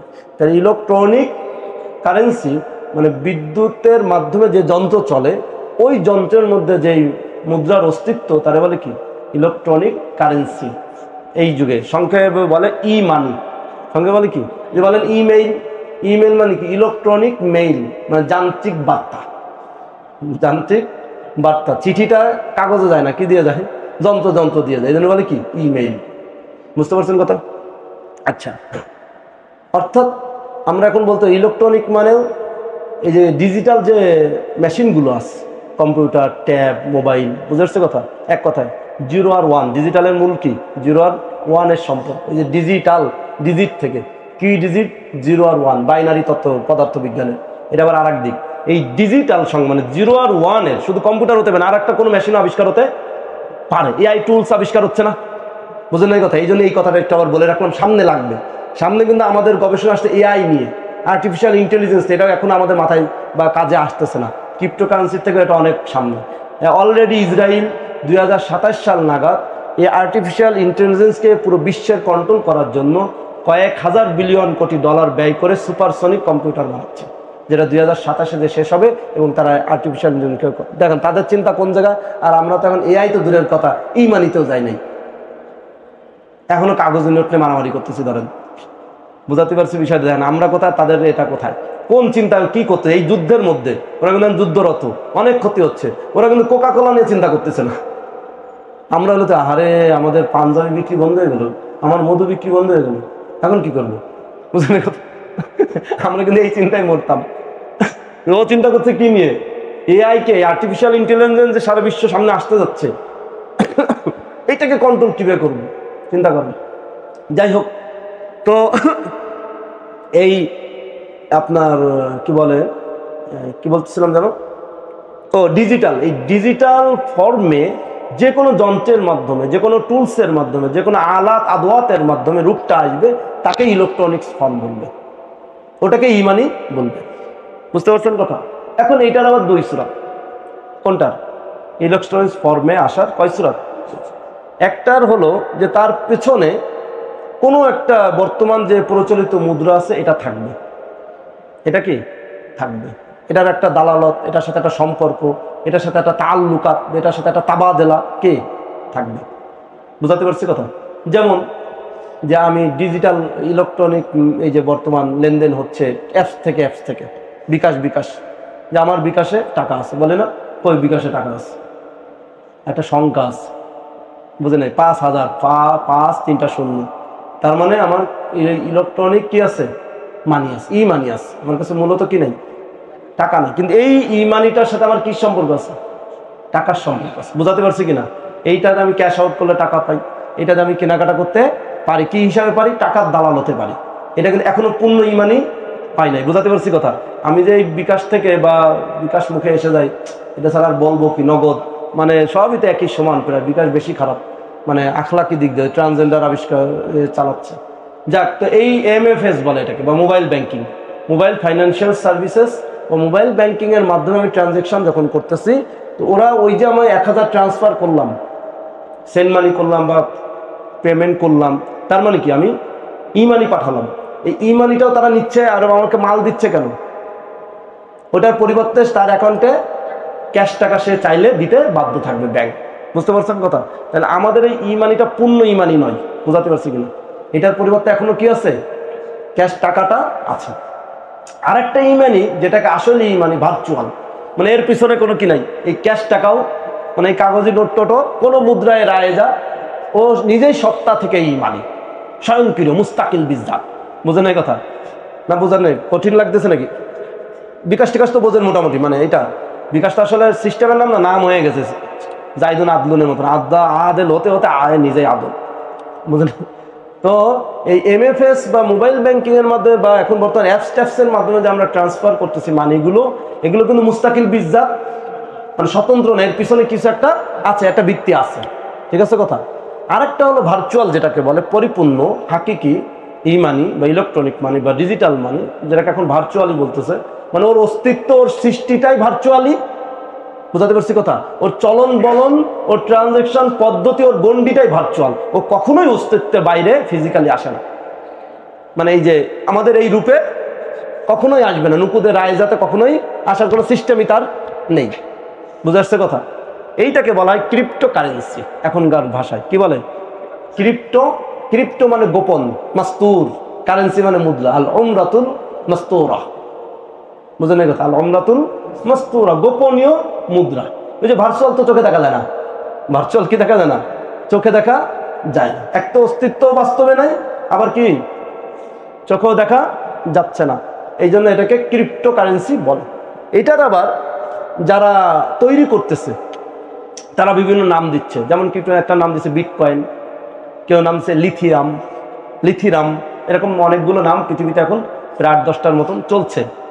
বিটকয়েন যে সৃষ্টি করে সেই তার শুধুমাত্র কন্ট্রোলে রাখতে পারে, আর কেউ রাখতে পারে। আরও আশ্চর্যের বিষয় হলো, যদি বিটকয়েনের পাসওয়ার্ড হারায় ফেলে কখনো, তাহলে আর নিতে পারবে না। বুঝলেন এই কথা? টাকা রাখছেন বাসায়, কিন্তু চাবি হারাই ফেলছেন, একদিন না একদিন চাবি ভেঙে, তালা ভেঙেও টাকারে পাবেন। কথার কথা আর কি। বুঝলেন এই কথা? মোবাইল ভেঙে গেছে, সিম হারাই গেছে, তাও বিকাশের কাছে যোগাযোগ করলে, MFS এর কাছে যোগাযোগ করলে টাকাটা পাবেন। কথার কথা, একটা অস্তিত্ব। কিন্তু ভার্চুয়াল এই মুদ্রাটা যদি একবার আপনি কোনোভাবে এর অস্তিত্বকে হারাই ফেলেন, আর কোনোভাবে মানে অস্তিত্ব মানে ওর যেখানে রাখছেন ওই জায়গাটা হারাই ফেলেন, তাহলে আর হবে না। কাকের মতন। কাক যখন কোনো কিছু চুরি করে আনে, চোখ বন্ধ করে রাখে, মনে করে কেউ দেখে না, পরে ও নিজেই দেয় না, জায়গা ভুলে যায়। বুঝলেন তো? তবে ওরা দাবি করতেছে এটা কি হবে না, হারাবে না, ইত্যাদি হবে না। কেন? ওরা পৃথিবীর এখন সর্বশেষ আপডেট একটা আবিষ্কার করেছে, যেটা হ্যাক মুক্ত, হ্যাকিংও করা যায় না। বুঝলেন এই কথা? ডিজিটাল চুরির নাম কি? হ্যাকিং। হ্যাকও করা যায় না, তাকে নাম দিচ্ছে ব্লক চেইন। Block chain. এই ব্লক চেইন পদ্ধতিতে ওরা এটাকে সংরক্ষণ করে রাখতেছে। বুঝে আসছে কথা? সেটা আবার কিরকম, সেইটা আবার তো লম্বা হয়ে যাবে কথা। আচ্ছা যাক বলি নাকি, একটু সময় ওই যে কথা বলবো, লম্বা হয়ে যাচ্ছে। তো ব্লক চেইন পদ্ধতিটা কি, এটা আবার একটু অনেক জটিল। তাকি সাহেবই বলছেন, দেখবেন ওনার আছে ইউটিউবে, আমি আরো ভালো করে বুঝিনি, তাকি সাহেব বলতেছেন, বুঝলেন? আর আমি তো একটু বুঝছি, এখন একটু অল্প সংক্ষেপে পরিসরে বলার চেষ্টা। এটা অনেক পড়তে হবে আপনাদের, মানে আসলে ডিজিটাল বিষয়টাই তো বোঝেন, কম্পিউটার এই জগৎটা আপনাদের খবরই নেই। এবার হুজুর কবে দলিল পাইছি, একটু আগে আলোচনা, এই জগৎটার কি না বেসিকই খবর নাই। আর এটা সর্বোচ্চ কিন্তু টেকনোলজির কথা বলতেছি। বিষয়টা অনেক মানে পুরাই এখন এই ডিম তাসাব্বুরের মতন করতে হবে, বুঝছেন? মানে এখন করলাম কি, ধরেন এইখানে এই একটা ডিম না, বরং এটা 2টা ডিম, কেমনে আর একটা কই, বোঝে নাই? হ্যাঁ, ওই মনে মনে মানতে হবে। এই এখন যা বলবো সব মনে মনে, ভার্চুয়াল মানে ভার্চুয়াল। হ্যাঁ, আপনি চলে যান চোখ বন্ধ করে ভার্চুয়াল জগতে, ঠিক আছে? এখন ধরেন এই চশমার একটা রূপ আছে না, এই যে ফিজিক্যাল পর্যন্ত, মানে শারীরিক বস্তুগত অস্তিত্বগত, হ্যাঁ, ওজুদ আছে।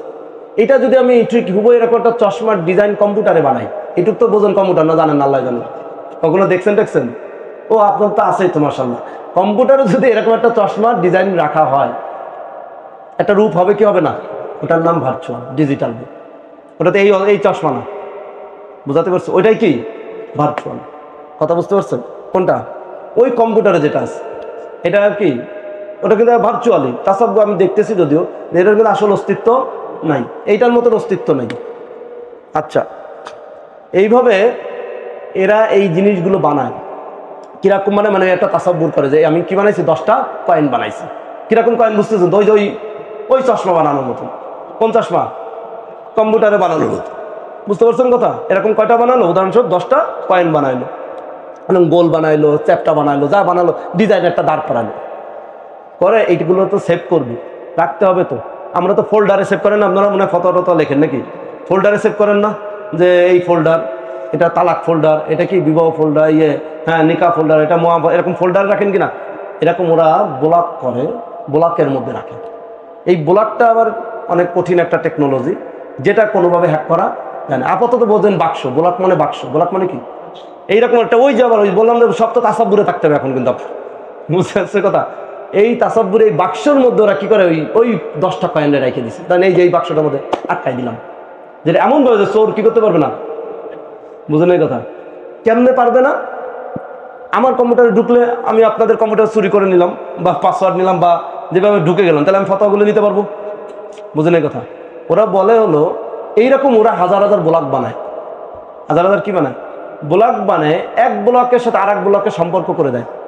এর নামে যে চেইন, এমনভাবে সম্পর্ক করে যে আপনি এই ব্লক নিলে ওই ব্লককে ঢুকতে পারবেন না, কারণ হাজার হাজার কম্পিউটারে চলে গেছে, তো হাজার হাজার ফোল্ড মানে এতে চলে গেছে। আপনি হ্যাক করলে কয়টা করবেন?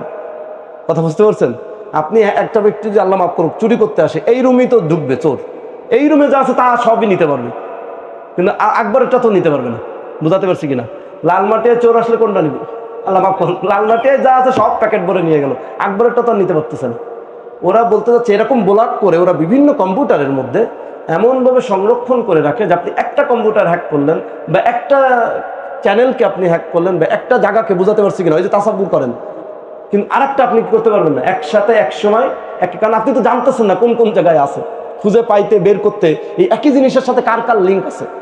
আমাদের যেমন সনদের লিঙ্ক আছে না তাসাব্বুরান, কি বোঝেন এই কথা? যেমন আমাদের মাইরে দিতে পারে, সনদ তো আর ফেলে দিতে পারবে না, কি বুঝে আসছে কথা? এইরকম একটা ডিজিটাল ভার্চুয়াল ব্লক চেইন ওরা বানাইছে, যেটা হ্যাকাররা এই পর্যন্ত পারতেছে না এখনো পর্যন্ত। মানে এত এত চেইন, মানে একসাথে ওই ব্লকগুলো সম্পর্ক, যেটাকে আর কোনো হ্যাক করে বাদ দিতে ওই ব্লকের মধ্যে রাখছে কোনগুলোকে, ওই তাসাব্বুরি ভার্চুয়াল কয়েনগুলোকে। এগুলোই হলো ক্রিপ্টো। ওই যে গোপন মাস্তুর বাক্সের মধ্যে আটকানো, যে এই জন্য নাম দিয়েছে ক্রিপ্টো কারেন্সি। এখন সর্বপ্রথম যে এটা ইজাদ করছে সে তার কয়েনগুলোর নাম দিয়েছে বিটকয়েন, এই জন্য নাম হয়েছে বিটকয়েন। এটা ওই টাকার মতো নাম আর কি, বুঝলেন কথা? বিটকয়েন আসলে একটা জিনিস না, ও যে ইজাদ করে ও একটা নাম দেয়। কারণ বাংলাদেশি টাকা ছাপাইছে, টাকা নাম দিছে না। ডলারও তো কাগজ, ও নাম দিছে কি ডলার। আর একজন কাগজ ছাপাইছে, তার নাম দিছে কি রিয়াল। বুঝতে আসছে কথা? এখন হয়েছে কি, এটা এত কঠিন প্রসেসিং, জিনিসটা বোঝেন। এটা সাধারণ কেন, অনেক উচ্চাঙ্গের সফটওয়্যার ইঞ্জিনিয়ার ইত্যাদির জন্য সম্ভব না এই তাবাদেলা করা ব্লক চেইনের। জিনিসটা বোঝেন এই কথা? এইটা ওই চেইন খুলে ওই ব্লক দেন, ওই ব্লকে পাঠানো, সেই ব্লক থেকে নেওয়া, এটা সাধারণ সম্ভব নয়। এখন তাহলে কি হয়? এই জন্যই মানুষ ধরা যাচ্ছে আফওয়ার উপর। তো আফওয়ার উপর না হচ্ছে না এখন তাসাব্বুরান্ত। এখন আপনারা যদি আমি করি যে 1 লাখ চশমা বিক্রি করছে আমার কম্পিউটারে আছে, কি বোঝেন? আমার কম্পিউটারে কি আছে? কোথায়? আকবরে আমার কম্পিউটারে কি আছে? 1 লাখ চশমা আছে, আপনার কাছে বিক্রি করলাম ধরেন 1 লাখ টাকা, উদাহরণস্বরূপ, এইখানে বসে লালমাটে। তা আপনি যাবেন না আমার কম্পিউটারে আনতে? কথা কথা, কিন্তু ওটা তো ওই যে ওই ব্লক চেইন, তাহলে আপনার তো সেই ব্লক চেইন বুঝতে হবে। কয়জন মানুষ চেনে আর বোঝে? জিনিসটা বুঝতে পারছেন? তো দেখা গেছে যে ওরা এরকম ডলার নিয়ে এই কয়েন বিক্রি করতেছে, আর আপনারা বুঝাই দিচ্ছে ভূগোল, আপনি তো পারতেছেন না এইগুলো বের করতে, উঠাইতে, এখান থেকে পরে এখন ডলার দিয়ে ডলার কেনা বেচা, এই তাসাব্বুরান কেনা বেচা চলতেছে। মানে এরা একটা পুরা বুয়া, কেমার এবং জুয়ায় পরিণত হয়েছে, বুঝলেন? বহু অ্যাপস আর ইত্যাদি করে গেছে, অনলাইন অফলাইনে, ভয়ানকভাবে। কিসের ব্লক চেইন, কিসের কি কেনাকাটা। এবং এই দামটার পিছনে এইটার আবার ওই যে দুইটা উরফে আম আর হুকুমাতে শরিয়া বলছিলাম কিনা, আমাদের কাগজি মুদ্রার দুইটা জিনিস আসছে না সেকা আসার জন্য। একটা হলো কি উরফে আম আসছে, আর একটা কি আসছে হুকুমাতে শরিয়া আসছে। এই নাউজুবিল্লাহ, শরিয়া বলতেছি, হুকুমাত আসছে, হুকুমাতের সালতা আসছে, ক্ষমতা আসছে। এই দুইটা জিনিসের কোনোটাই এই বিটকয়েনে নেই। কারণ আমি যেহেতু আমার ঘরে গোপন করে তালা দিয়ে রেখে দিছি, এর মধ্যে সরকার আসবে কোত্থেকে? আবার উরফে আম হবে কিভাবে? জিনিসটা বোঝেন না কথা? তাহলে উরফে আমও হচ্ছে না এই মুদ্রার মধ্যে, আবার কি হচ্ছে না সুলতায়ে হুকুমিয়াও পাওয়া যাচ্ছে, বুঝলেন না কথা? অতএব এটা মুদ্রা মেনে নেওয়া বা নুকুদে মুবাদালা মেনে নেওয়া সম্ভব না, এবং এর মধ্যে এইরকম করার কেমারে ভরপুর, বুঝলেন? অতএব এটাকে আমরা মুদ্রা নুকুদি বলতে পারতেছি না, এর মুবাদালাও জায়েজ নয়।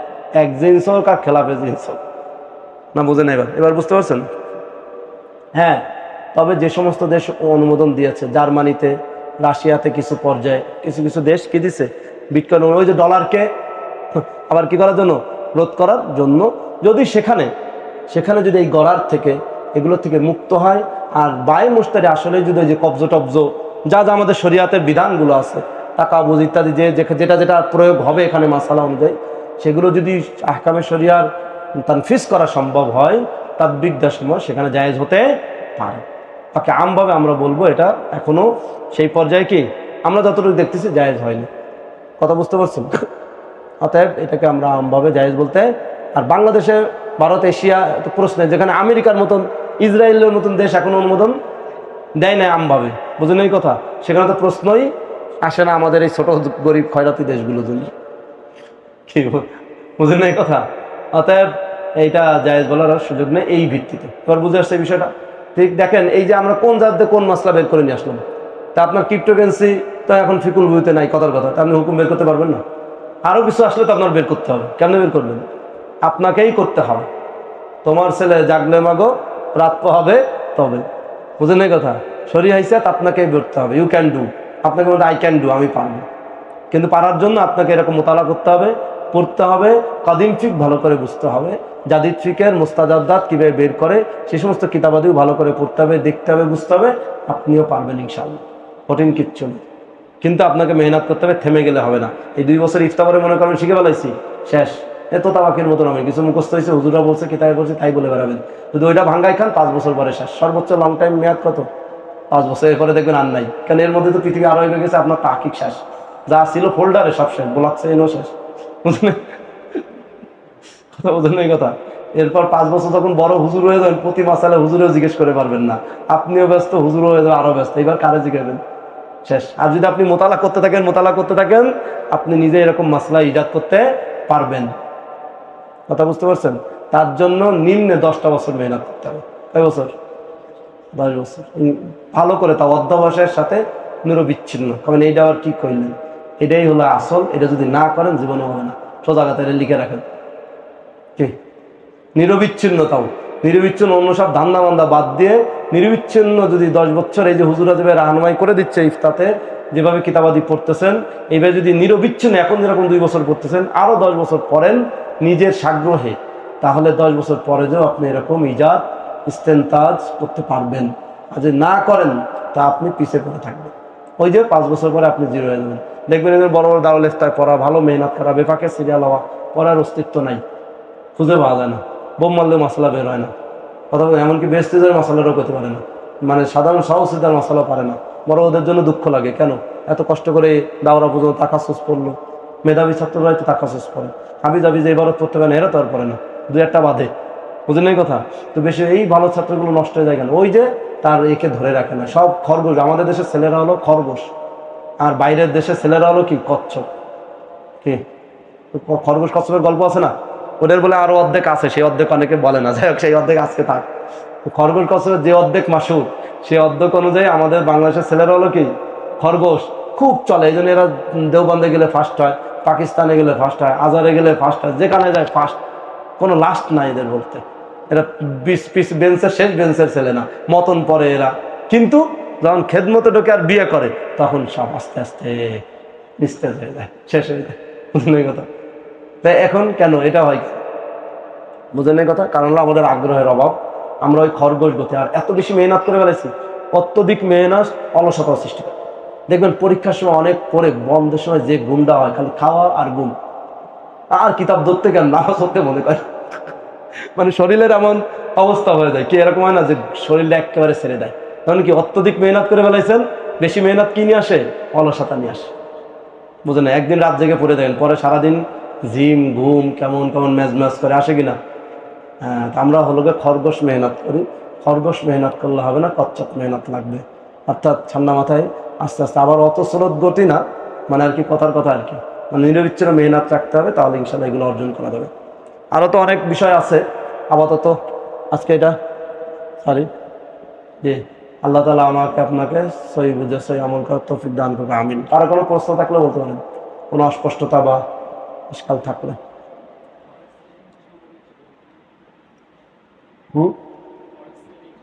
ও আচ্ছা আচ্ছা, এটা তো আপনার আরো ভুয়া। ফরেক্স হলো ক্রিপ্টোকারেন্সি, তো অন্য রুকুদে রাকমিয়ায় মাস্তুরা, ইলেকট্রনিক মানিকে বলে কি নুকুদে রাকমিয়া, ডিজিটালের একটা আরবি কি রাকমিয়া, যে ডিজিট থেকে, রকম থেকে। ফরেক্স তো রকমিয়াও না, ফরেক্স ফরেক্স অনলাইনে মুদ্রার বেচা কেনা। কি মুদ্রা? এই ডলার টলারই। ডলার দিয়ে রিয়াল কেনেন, রিয়াল দিয়ে আমরা যেটা ফিজিক্যাল কাগজ দিয়ে কেনা বেচা করছি, এটা কোথায় হচ্ছে? অনলাইনে, বা সফটওয়্যার আছে ওদের নিজের, ওই সফটওয়্যার দিয়ে শেয়ার বাজারের মতন উঠানামা করে দাম। হ্যাঁ, আপনি আজকে এখনই $100 দিয়ে কি কিনে ফেললেন? তাহলে 1000 টাকা কিনে ফেললেন। আবার 1000 টাকা দিয়ে রিয়াল কিনে ফেললেন 100টা, আবার 100টা রিয়াল দিয়ে আবার 10টা কি ডলার। প্রতিদিন মানে হাজারো লাখো কিনতেছে বিক্রি হচ্ছে, কিনতেছে বিক্রি করতেছে, কিন্তু আপনার কবজে আসতেছে না। আপনার অ্যাকাউন্টে হিসাব আসতেছে বিকাশের মতন, সংখ্যা আসতেছে, মালিকানা আপনার কবজে দেখাচ্ছে কি $100, কিন্তু আপনার কোনো কবজ নাই, কবজে হুকমিও নাই। কি কবজে হুকমি? কবজে হুকমি এই যুগে বলা হয় যে ব্যাংকের মধ্যে যে টাকাটা আসে কবজে হুকমি। কেন? আমি তাসারুফ করতে পারি, যে কোনো কি করতে পারি, ওটাতে আমি জাকাত আদায় করতে পারি, ওটাতে আমি কাউরে দান হাদিয়া দিতে পারি, ওটাতে আমি কেনাকাটা করতে পারি। ব্যাংকও আমাকে দালালত করে, এটা আমি মালিক, এই জন্য আমি মারা গেলে আমার বউ ছেলে মেরে দেয়। তাহলে বোঝা গেল এটা আমার কি হয়েছে? কবজে হুকমি সাবেত হয়েছে। বুঝছেন কথা? এইখানের এই অ্যাকাউন্টে ডলার দিয়ে আপনি তাসারুফ করতে পারবেন না। আপনি যদি চান আমি ফরেক্স হলো ফরেন এক্সচেঞ্জ, এর সংখ্যা হলো কি ফরেক্স, এটা তো ফিকুল বইতে আছে। এইটা দিয়ে আপনি যদি চান ওই $100 যে আমার ফরেক্স না আছে, ওইটাতে আমি আমেরিকার লস অ্যাঞ্জেলেসের মার্কেট থেকে কেনাকাটা করতে চাই, পারবেন না।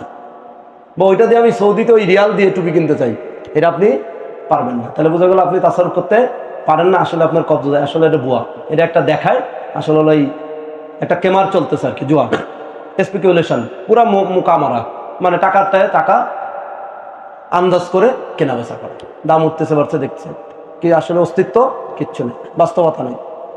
আমি নিজে যখন ফরেক্স হল করি আজ থেকে আরো 10-11 বছর, এই মোহাম্মদপুরে টাউন হলের পাশে এক লোক সারা বাংলাদেশে খুঁজে খুঁজে একজন, মানে ঢাকার মধ্যে পাইছে একজন, তাও সিলেটের এক লোক তার তথ্য দিচ্ছিল যে সে ফরেক্স করে গোপনে, বুঝতে পারছে কথা। এসে এইখানে এক রেস্টুরেন্টে বসে তার সাথে এই কাছেই কথা বলছি, তার কাছে ফরেক্স হল করছি, কি ফরেক্সের হাকিকাত আয়াত কি বুঝে নাই, তাই বলছে এইটাই যে কোনো আমার কবজ টবজ নাই ডলারে, আমি টাকা ওই হিসাবে ওই ওদের দালাল আছে, হুন্ডির মাধ্যমে টাকাগুলো দেয়। এখনো বাংলাদেশের আইনেও ফরেক্স কিনা বৈধ না, বাংলাদেশ ব্যাংক নিষিদ্ধ বলেছে।